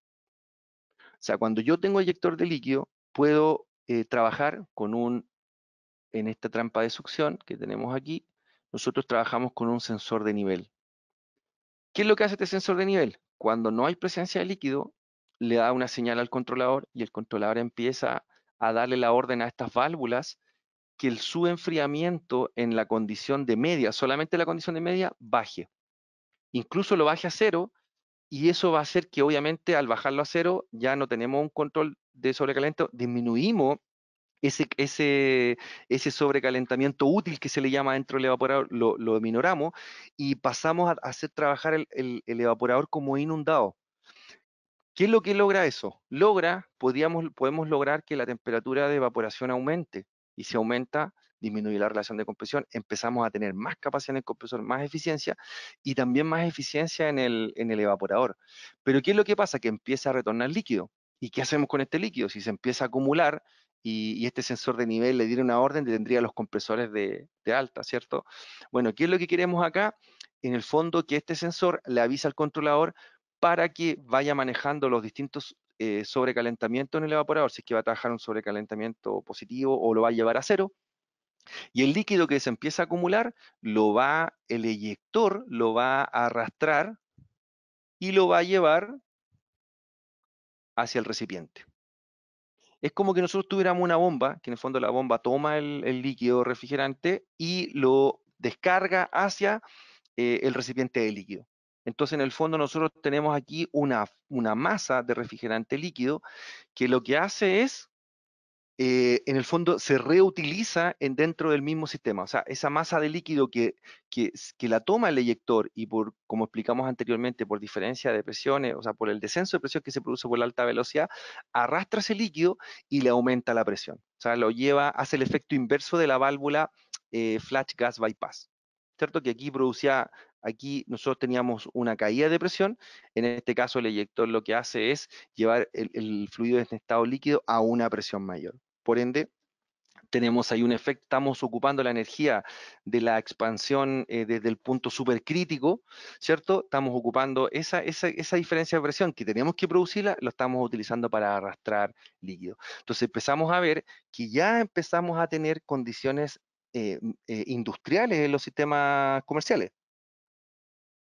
porque el sistema inundado o sobrealimentado se aplica en las condiciones industriales. ¿Ya? Entonces, para que lo tengan en consideración, porque esto es importante, las personas que van a trabajar en diseño de sistemas de CO2, es muy importante que tengan conocimiento de todos los tipos de sistemas que pueden haber, ¿ya? Eso es fundamental para poder buscar la mejor opción técnico-económica. Acá tenemos una diferencia entre un sistema de 404 y un sistema de CO2. Estamos hablando de refrigeración comercial, pero es para que ustedes vean la diferencia entre un sistema, por ejemplo, booster tradicional, un sistema de compresión paralelo y un sistema de paralelo más multiyector.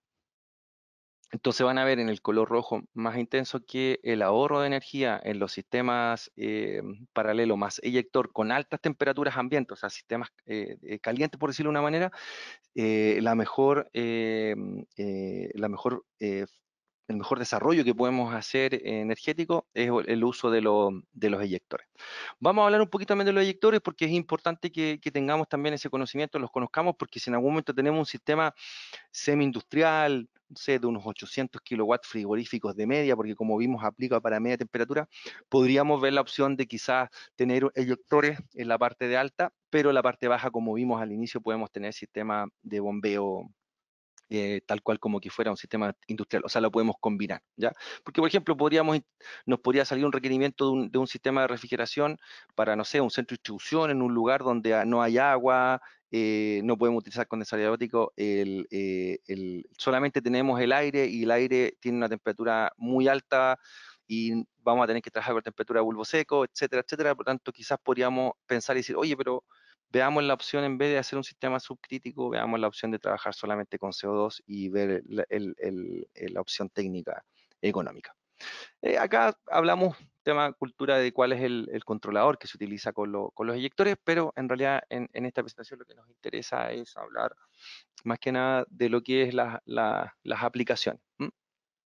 Bueno, acá por ejemplo tenemos cuáles son las ventajas que tiene el eyector. Bueno, uno, la optimización de los compresores. Vimos anteriormente que en el fondo con ellos podemos llevar el vapor desde una presión menor a una presión mayor y por ende le ayudamos a disminuir la relación de compresión a los compresores o pasamos cierto flujo másico de los compresores de alta al compresor paralelo y con eso vamos siendo más eficientes energéticamente.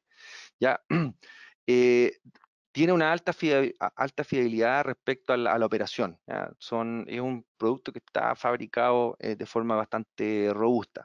Ahora, al ser eyectores de orificios pequeños, siempre tenemos que considerar la opción de que el primer módulo siempre tenemos que tener un filtro de bajo micraje para que ninguna partícula pueda depositarse en el punto de sello del orificio. ¿Ya?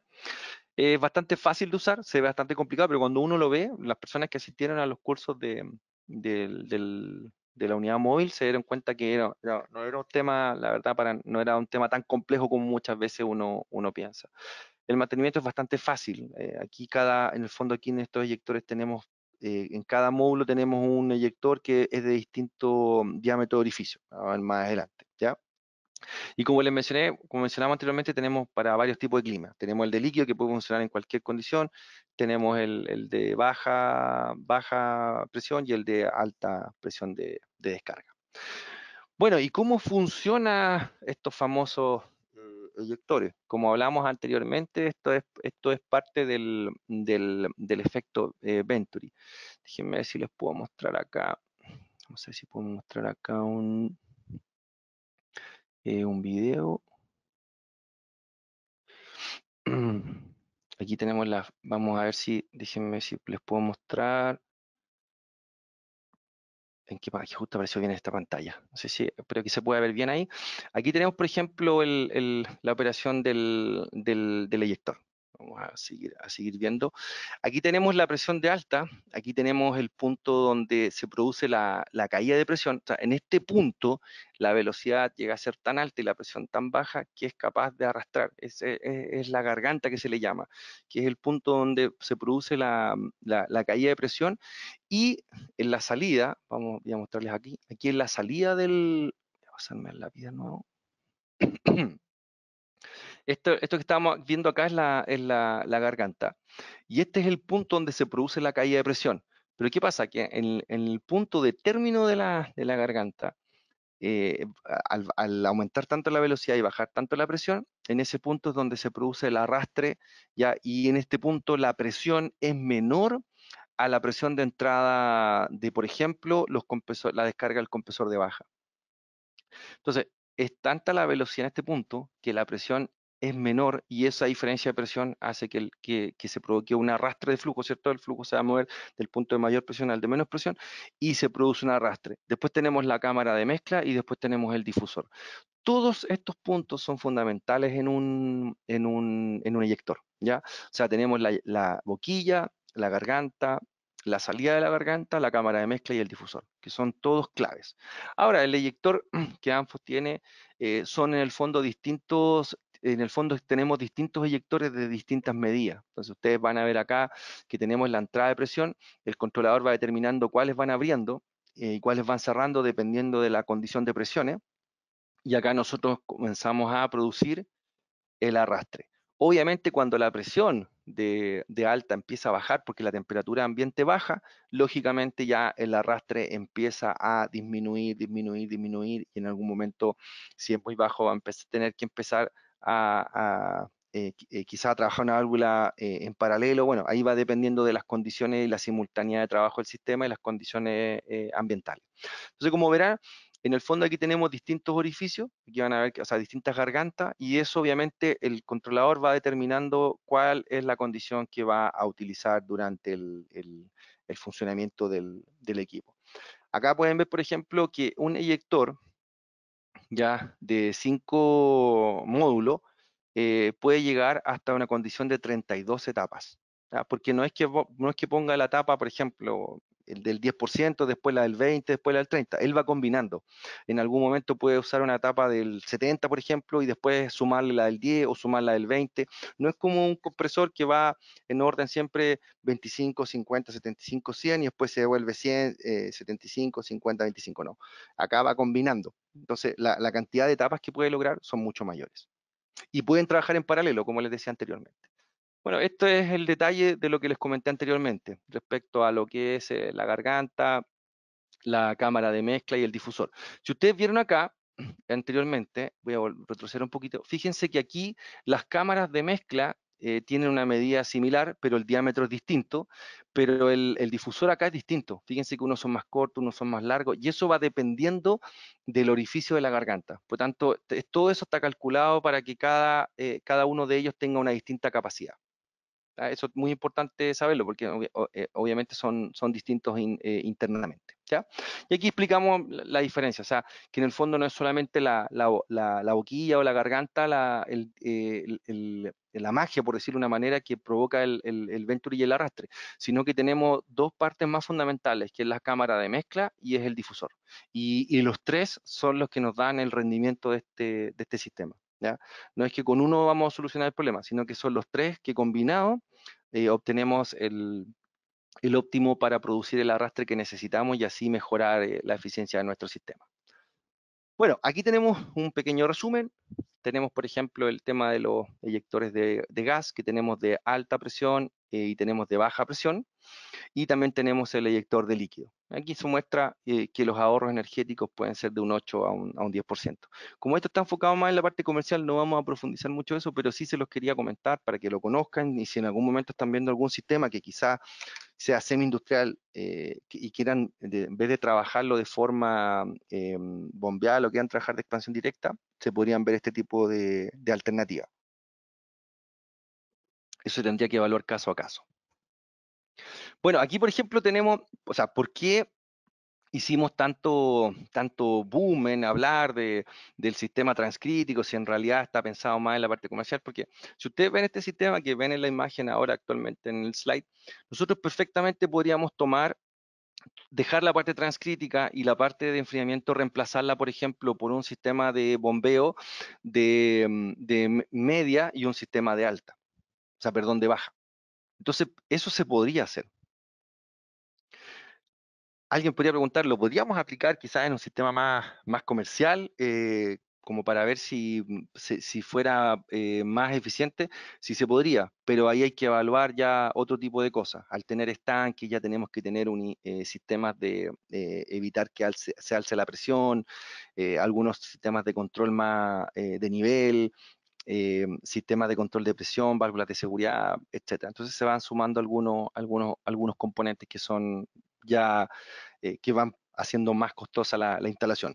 Pero si alguien quiere evaluar ese tema o no ha escuchado y cree que es importante hacerlo, yo lo invito a hacer el ejercicio porque creo que sería algo bastante interesante de empezar a mezclar condiciones de trabajo de refrigeración comercial e industrial. Creo que es algo que tenemos que hacer para mejorar la eficiencia, pero obviamente todo depende de los costos. Bueno, ahora ya pasamos directamente a los sistemas subcríticos, que ya son los que están enfocados en la parte industrial. Por el tiempo que llevamos, no creo que alcancemos a terminar esta etapa, así que lo vamos a continuar el día jueves, porque vamos a dejar unos minutos al final para ver si tenemos algunas preguntas que se quieran, que sean o sea, yo no las haya comentado para que todos las podamos escuchar y las podamos responder, y si no, buscaré la respuesta para la próxima sesión. Entonces ahora vamos a ver las características de los sistemas con CO2 subcrítico, un sistema cascada. Entonces, por ejemplo, ¿cuáles son los dos sistemas que tenemos en refrigeración industrial? Tenemos el sistema cascada, donde tenemos compresión. Voy a pasarme al lápiz, que la verdad es que lo encuentro que es mucho más práctico. Tenemos acá un sistema cascada, ¿ya? Donde tenemos un sistema de compresión de alta que es con amoníaco. O sea, aquí, por ejemplo, tenemos este sería un compresor de amoníaco, ¿ya? Tenemos acá ¿cómo se llama? Un intercambiador de calor, ¿ya?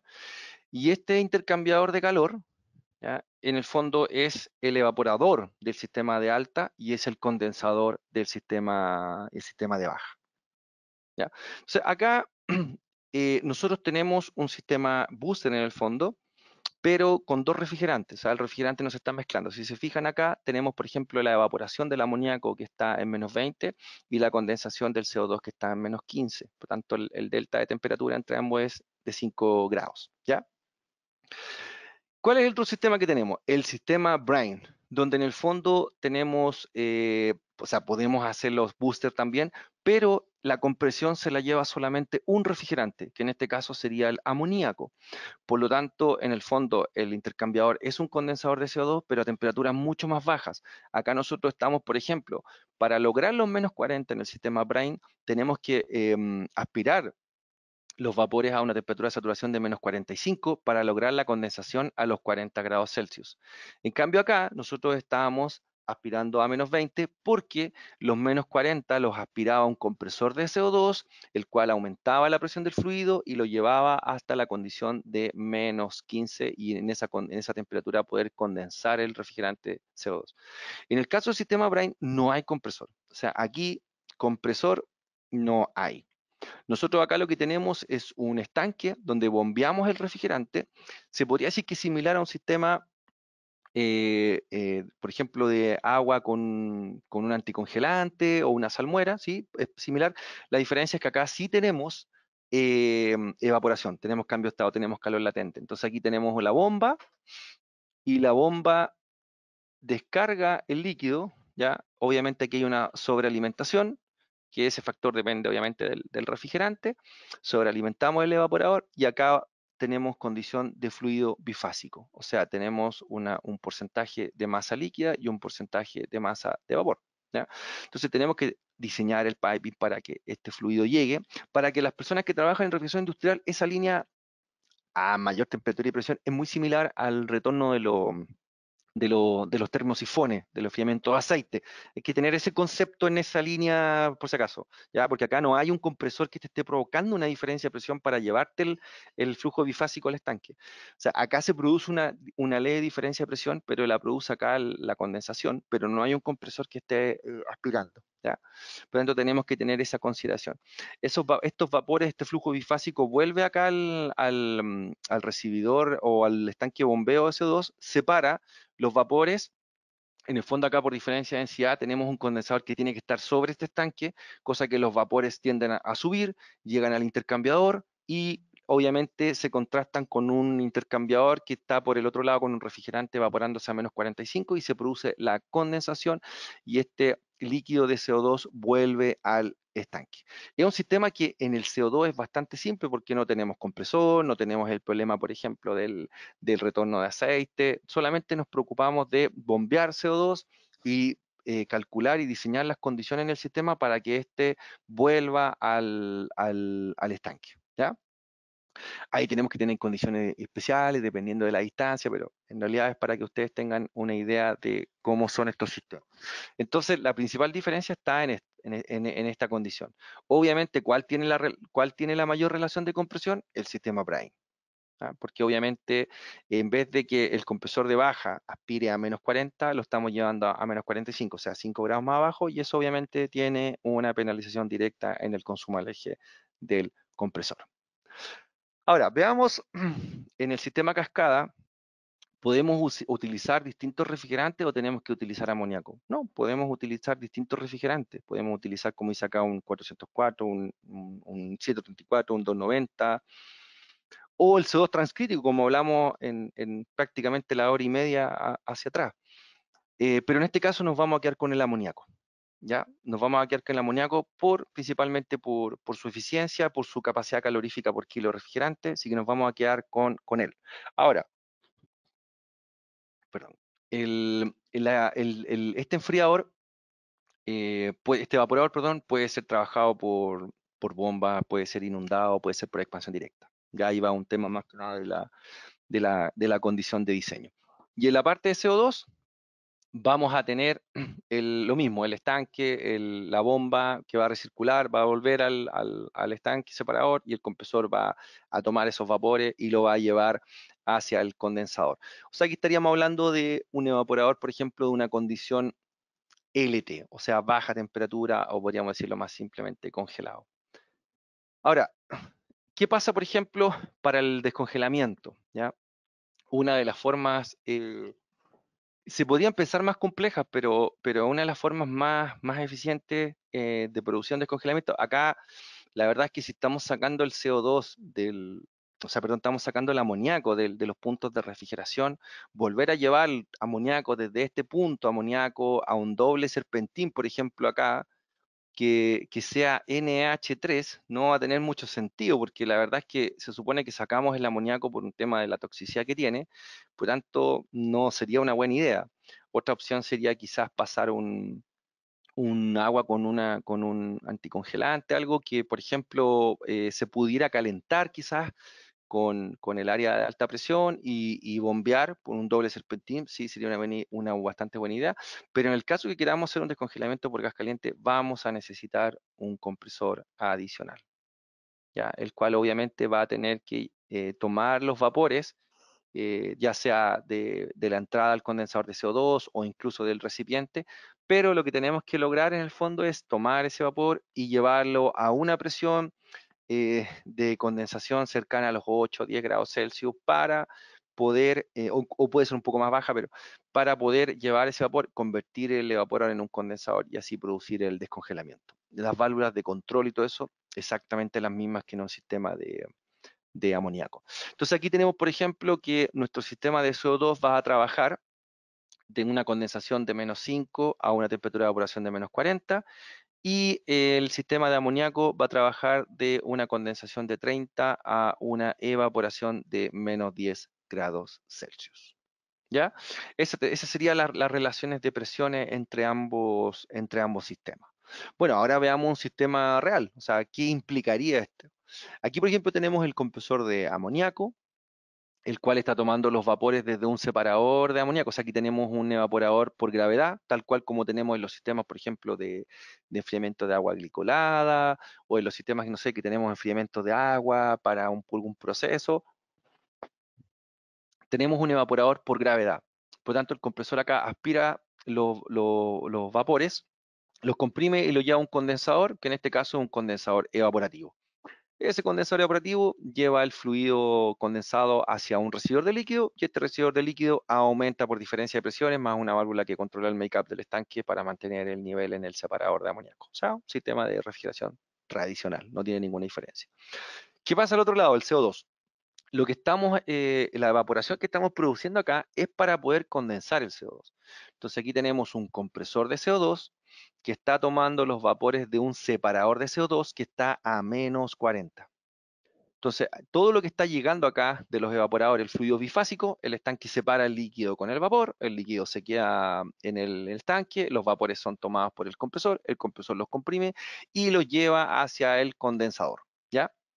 Ahora, una vez que esto se condensa, podemos trabajar, por ejemplo, podríamos trabajar con un recibidor de líquido acá, o simplemente con un sistema de medición de salida de líquido del condensador, y por medio de esto alimentar el make-up del estanque de bombeo de CO2. Ahora, esto en el caso del CO2 tiene que ser con válvula, en el fondo con válvula electrónica, porque no tenemos un flotador, por ejemplo, de tipo HFI, como tenemos para los sistemas amoníacos, que podríamos trabajar en el sistema de CO2. Entonces tenemos que tener acá tenemos que tener aquí un sistema de control de nivel en la salida que me va a comandar la válvula que va a controlar el make-up. Y como vemos acá, como tenemos un sistema de separador de -40, aquí tenemos el sistema de separación de aceite que habíamos hablado anteriormente. Entonces aquí tenemos una toma que está de la parte del domo del estanque de bombeo, toma refrigerante, una válvula solenoide que tiene que ser de tipo que no produzca caída de presión, o sea, que no necesite diferencial de presión, o sea, por ejemplo, una EBRST por la presión del CO2, en amoníaco sería una EBRAT. La cual va a abrir dependiendo de la temperatura que tomen estos controladores, y va a ir obviamente en contracorriente con el make-up del estanque y evaporando los remanentes de refrigerante con el aceite, cosa que llegue vapor y aceite a la aspiración del compresor. Bueno, aquí tenemos nuestro separador, tenemos nuestras bombas, tenemos manómetros diferenciales y tenemos protectores de anticavitación. Acá la recomendación es que estos protectores de presión tienen que evaluarlos muy bien con la presión máxima de trabajo del estanque o la presión de diseño del estanque, porque no puede ser de una presión menor. O sea, si consideramos que el estanque de CO2 de -40 va a ser, por ejemplo, con una presión de diseño de 25 bar, podríamos considerar algunos componentes, por ejemplo, como el RT260, que si no me equivoco puede trabajar hasta 28 bar, ¿ya? Pero si el estanque lo diseñamos con una presión de diseño mayor a eso, ya nos tendríamos que pasar a transmisores de presión que puedan soportar la presión, puedan estar dentro del rango de la presión de diseño del estanque. Tenemos acá nuestras bombas, y aquí tenemos la línea de líquido, tal cual como fuera un sistema de amoníaco, donde tenemos, por ejemplo, la alimentación a un congelador de placas, a un túnel de congelación o un blast freezer y a una cámara de congelación. En el fondo, todos estos cuadros de válvula es exactamente lo mismo que nosotros diseñamos para los sistemas de amoníaco. ¿Dónde está una de las grandes diferencias en los que les mencionaba anteriormente respecto a los cierres de válvulas para el mantenimiento y el posible entrampamiento de CO2? Fíjense que aquí la última válvula de paso tiene una válvula de retención en bypass. En el fondo es por si alguien en algún momento cierra acá y entrampa líquido, pudiera producirse un aumento de presión y podría dañar la integridad mecánica del sistema. Aquí tenemos un bypass. Ahora, ese bypass se considera, como se ve acá, en filtros deshidratadores, etc. ¿ya? Ahora, como vimos, esas son algunas consideraciones que tenemos, pero las válvulas, alimentación de líquidos, soft gas de gas caliente, válvula de dos pasos en la succión, válvula motor en la succión, las válvulas son las mismas que usamos en refrigeración industrial. De hecho, la línea SBL, la línea de las ICF, la línea ICB están hechas para trabajar hasta 52 bar, tanto pueden trabajar con CO2, incluso con descongelamiento por gas caliente, e incluso ahora salió una línea de SBL que puede llegar hasta 65 bar. Incluso también está la válvula de seguridad SFA10 que también va a poder trabajar a futuro hasta 65 bar. Entonces tenemos todos los componentes que hablamos anteriormente, pero acá estamos agregando un intercambiador de calor con una unidad condensadora, que lo vamos a tocar más adelante, que es el encargado de cuando hay una detención del sistema, una detención, por ejemplo, por mantenimiento, un corte eléctrico, etcétera. Esa unidad que tiene que estar siempre respaldada por un generador eléctrico, eh, esta unidad en el fondo va a estar siempre midiendo la presión con un sistema simple, puede ser un presóstato, y que va a dar la señal en caso que cuando se detenga el sistema de refrigeración y la presión empiece a aumentar, esta unidad va a partir y va a hacer lo mismo que un condensador, es un condensador en el fondo, que puede ser con un refrigerante 404, el que nosotros encontremos ahí, es una unidad pequeña, es un sistema pequeño, que lo que va a hacer es, en el fondo, condensar este CO2 para bajar la presión. Vamos a mostrar después, explicar el cálculo de esta unidad dependiendo de un sistema, pero ahora solamente lo estamos nombrando porque la finalidad de esto es llegar a hablar de sistemas. Y vamos, a ver, nos quedan 15 minutos y voy a ver las preguntas.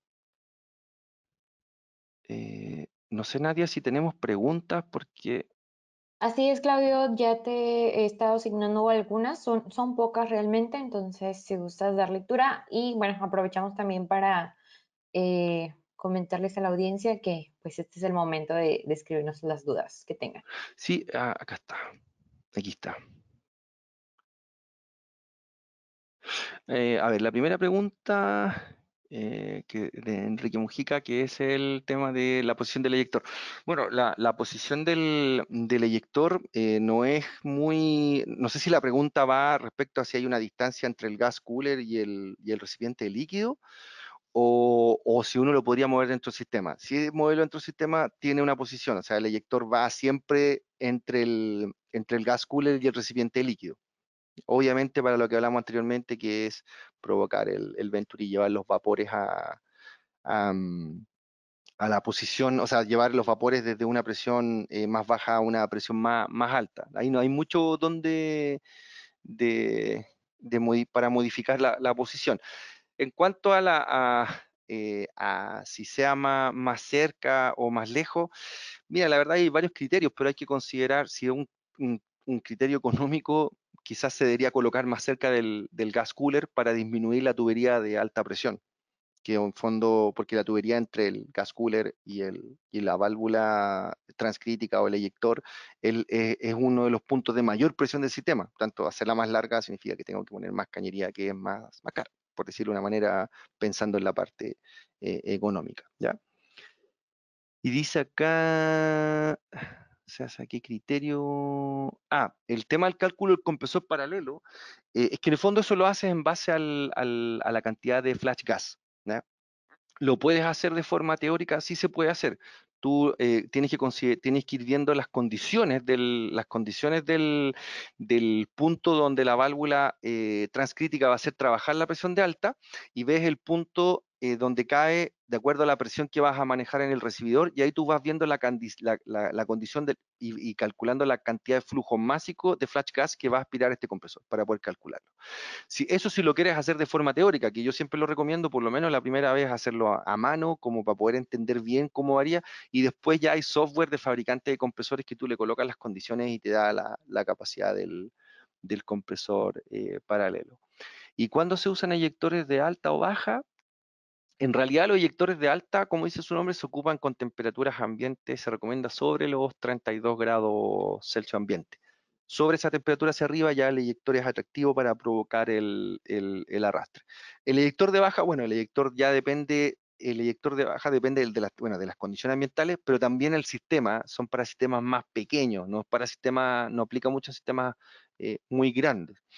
Y el otro es el eyector de líquido, que ahí va en cualquier condición. O sea, tienes que tener sí el cálculo hecho de acuerdo a la trampa para tener tú claro cuánto es la cantidad de líquido que vas a almacenar, si vas a llevar el sobrecalentamiento a cero y por ende también cuánto es el tiempo que el eyector te va a producir el arrastre, si él o los eyectores que vas a tener que instalar para poder arrastrar el líquido hacia desde la parte de, mm, de media temperatura al recibidor de líquido.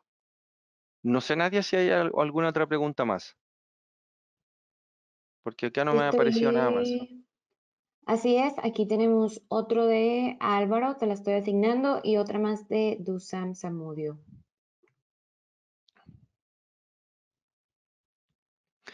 ¿Será cómo se hace el cálculo y ajuste en función de los flujos másicos?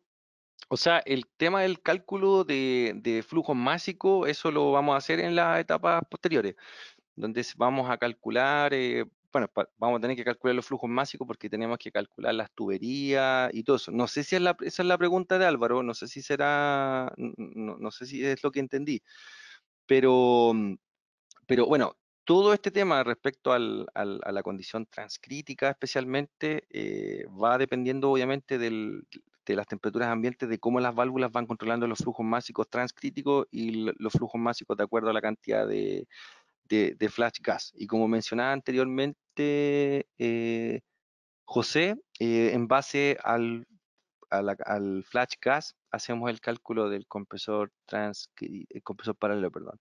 Y acá dice que sobre los inyectores existe una presión mínima de trabajo. Sí, en el software, de hecho en Cool Selector, cuando tú te vas a la selección de los eyectores, te muestra el envelope del eyector y ahí te va mostrando las condiciones de presión mínima y máxima. Incluso, como mencioné anteriormente, cuando tú pones una capacidad que supera la capacidad del eyector, el software te va considerando cuántos eyectores en paralelo tienes que considerar para esa condición. Ahora, y respecto a las condiciones de trabajo de las válvulas transcríticas, no hay una pregunta de eso, pero sí, no me acuerdo si lo comenté, es que las válvulas en la condición, la válvula transcrítica, la verdad es que cuando la temperatura ambiente, sí lo nombré, pero lo voy a repetir, cuando las temperaturas ambientes bajan y el sistema, la diferencia de presión entre la descarga y la presión del recibidor disminuyen, la capacidad de la válvula disminuye también. Entonces ustedes van a ver que cuando calculen esa válvula, el software les va a decir que le pongan, le ingresen la temperatura mínima de salida del gas cooler, que va entrelazada directamente con la temperatura ambiente, porque la válvula cuando está en altas presiones de trabajo del gas cooler, el diferencial es alto, entonces la válvula trabaja más cerrada, trabaja más aliviada, más tranquila. Pero cuando la presión de alta empieza a bajar por la temperatura ambiente, la válvula tiene que abrir más para poder cumplir con los flujos másicos y cumplir con el balance del sistema de refrigeración. No sé, nadie si hay alguna otra pregunta más, porque la última que veo es la presión mínima. que, Así que- es, Claudio, son todas las preguntas que tenemos. Ah, bueno, mira, nos acaba de llegar esta última y yo creo que ya con esta podemos cerrar. que dice que para el condensador en cascada lo recomendable es utilizar un intercambiador casco y tubo inundado de X. Mira, la verdad es que para el condensador de CO2 en industrial se ocupa el carcasa placa. Es como el más utilizado por las presiones que puede alcanzar. Ahora, en realidad el tema de trabajarlo inundado, trabajarlo por expansión directa, depende, o sea, tú lo puedes trabajar con expansión directa de todas maneras. Puedes hacer, por ejemplo, si trabajas con amoníaco, puedes hacerlo con expansión directa y podrías disminuir enormemente la carga de amoníaco versus un sistema versus un sistema, por ejemplo, inundado. Entonces sí se podría hacer. Pero ahí ya, obviamente, lo que más yo por lo menos he visto en diseño es un condensador donde la evaporación del refrigerante de alta, que en este caso vamos a hablar de amoníaco, es por gravedad, o sea, es inundado. No es con bomba ni expansión directa, pero sí sé y he escuchado que hay sistemas con expansión directa, así que para José Benavides estarían las alternativas. Ahora, ¿cuál es mejor? Ya va a haber que evaluarlo de acuerdo al costo del intercambiador, el de expansión directa quizás va a ser más grande, otro diseño de placas, pero me voy a ahorrar el estanque separador, la unidad de condensadora para evitar que, o sea, si tengo un recibidor en el lado de CO2, evitar, por ejemplo, unidades condensadoras para el aumento de presión. Bueno, eso no lo aplica en el lado del amoníaco. Entonces, el intercambiador, lo que yo he visto en las instalaciones que conozco son siempre estos placa carcasa, que algunos compresores, por ejemplo, de refrigeración industrial lo traen como termosifón, para que se entienda un poco el concepto. Pero ese es como el más común. Pero si se pueden utilizar de ese tipo, por ejemplo, por expansión directa, si los fabricantes lo tienen, sí se podría utilizar perfectamente. No sé qué otra pregunta más tenemos. ¿Qué parámetros mecánicos y eléctricos se debe tener en cuenta para el diagnóstico? O sea, los parámetros mecánicos son obviamente las presiones de trabajo.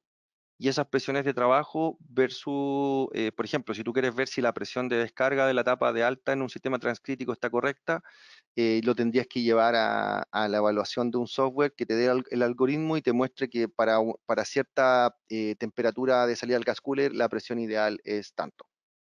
O sea, en el fondo eso ya lo podrías verificar de forma correcta. Y en la parte eléctrica, medir obviamente siempre dependiendo de la condición del compresor o del motor, ver el consumo, que el consumo sea obviamente el correcto, ¿no? Eso es básicamente. Pero como te digo, o sea, en el tema así de presiones, uno de los puntos importantes en el CO2 es que nunca evitar que especialmente las detenciones se superen las presiones de diseño de los componentes para no tener daño a la integridad mecánica del sistema. Ahora, la pregunta de Alexander la vamos a detallar mucho más adelante, sí, porque es una pregunta que, una respuesta bastante larga, pero eso le podría detallar cómo va básicamente ahora hasta lo que hemos visto hasta el día de hoy.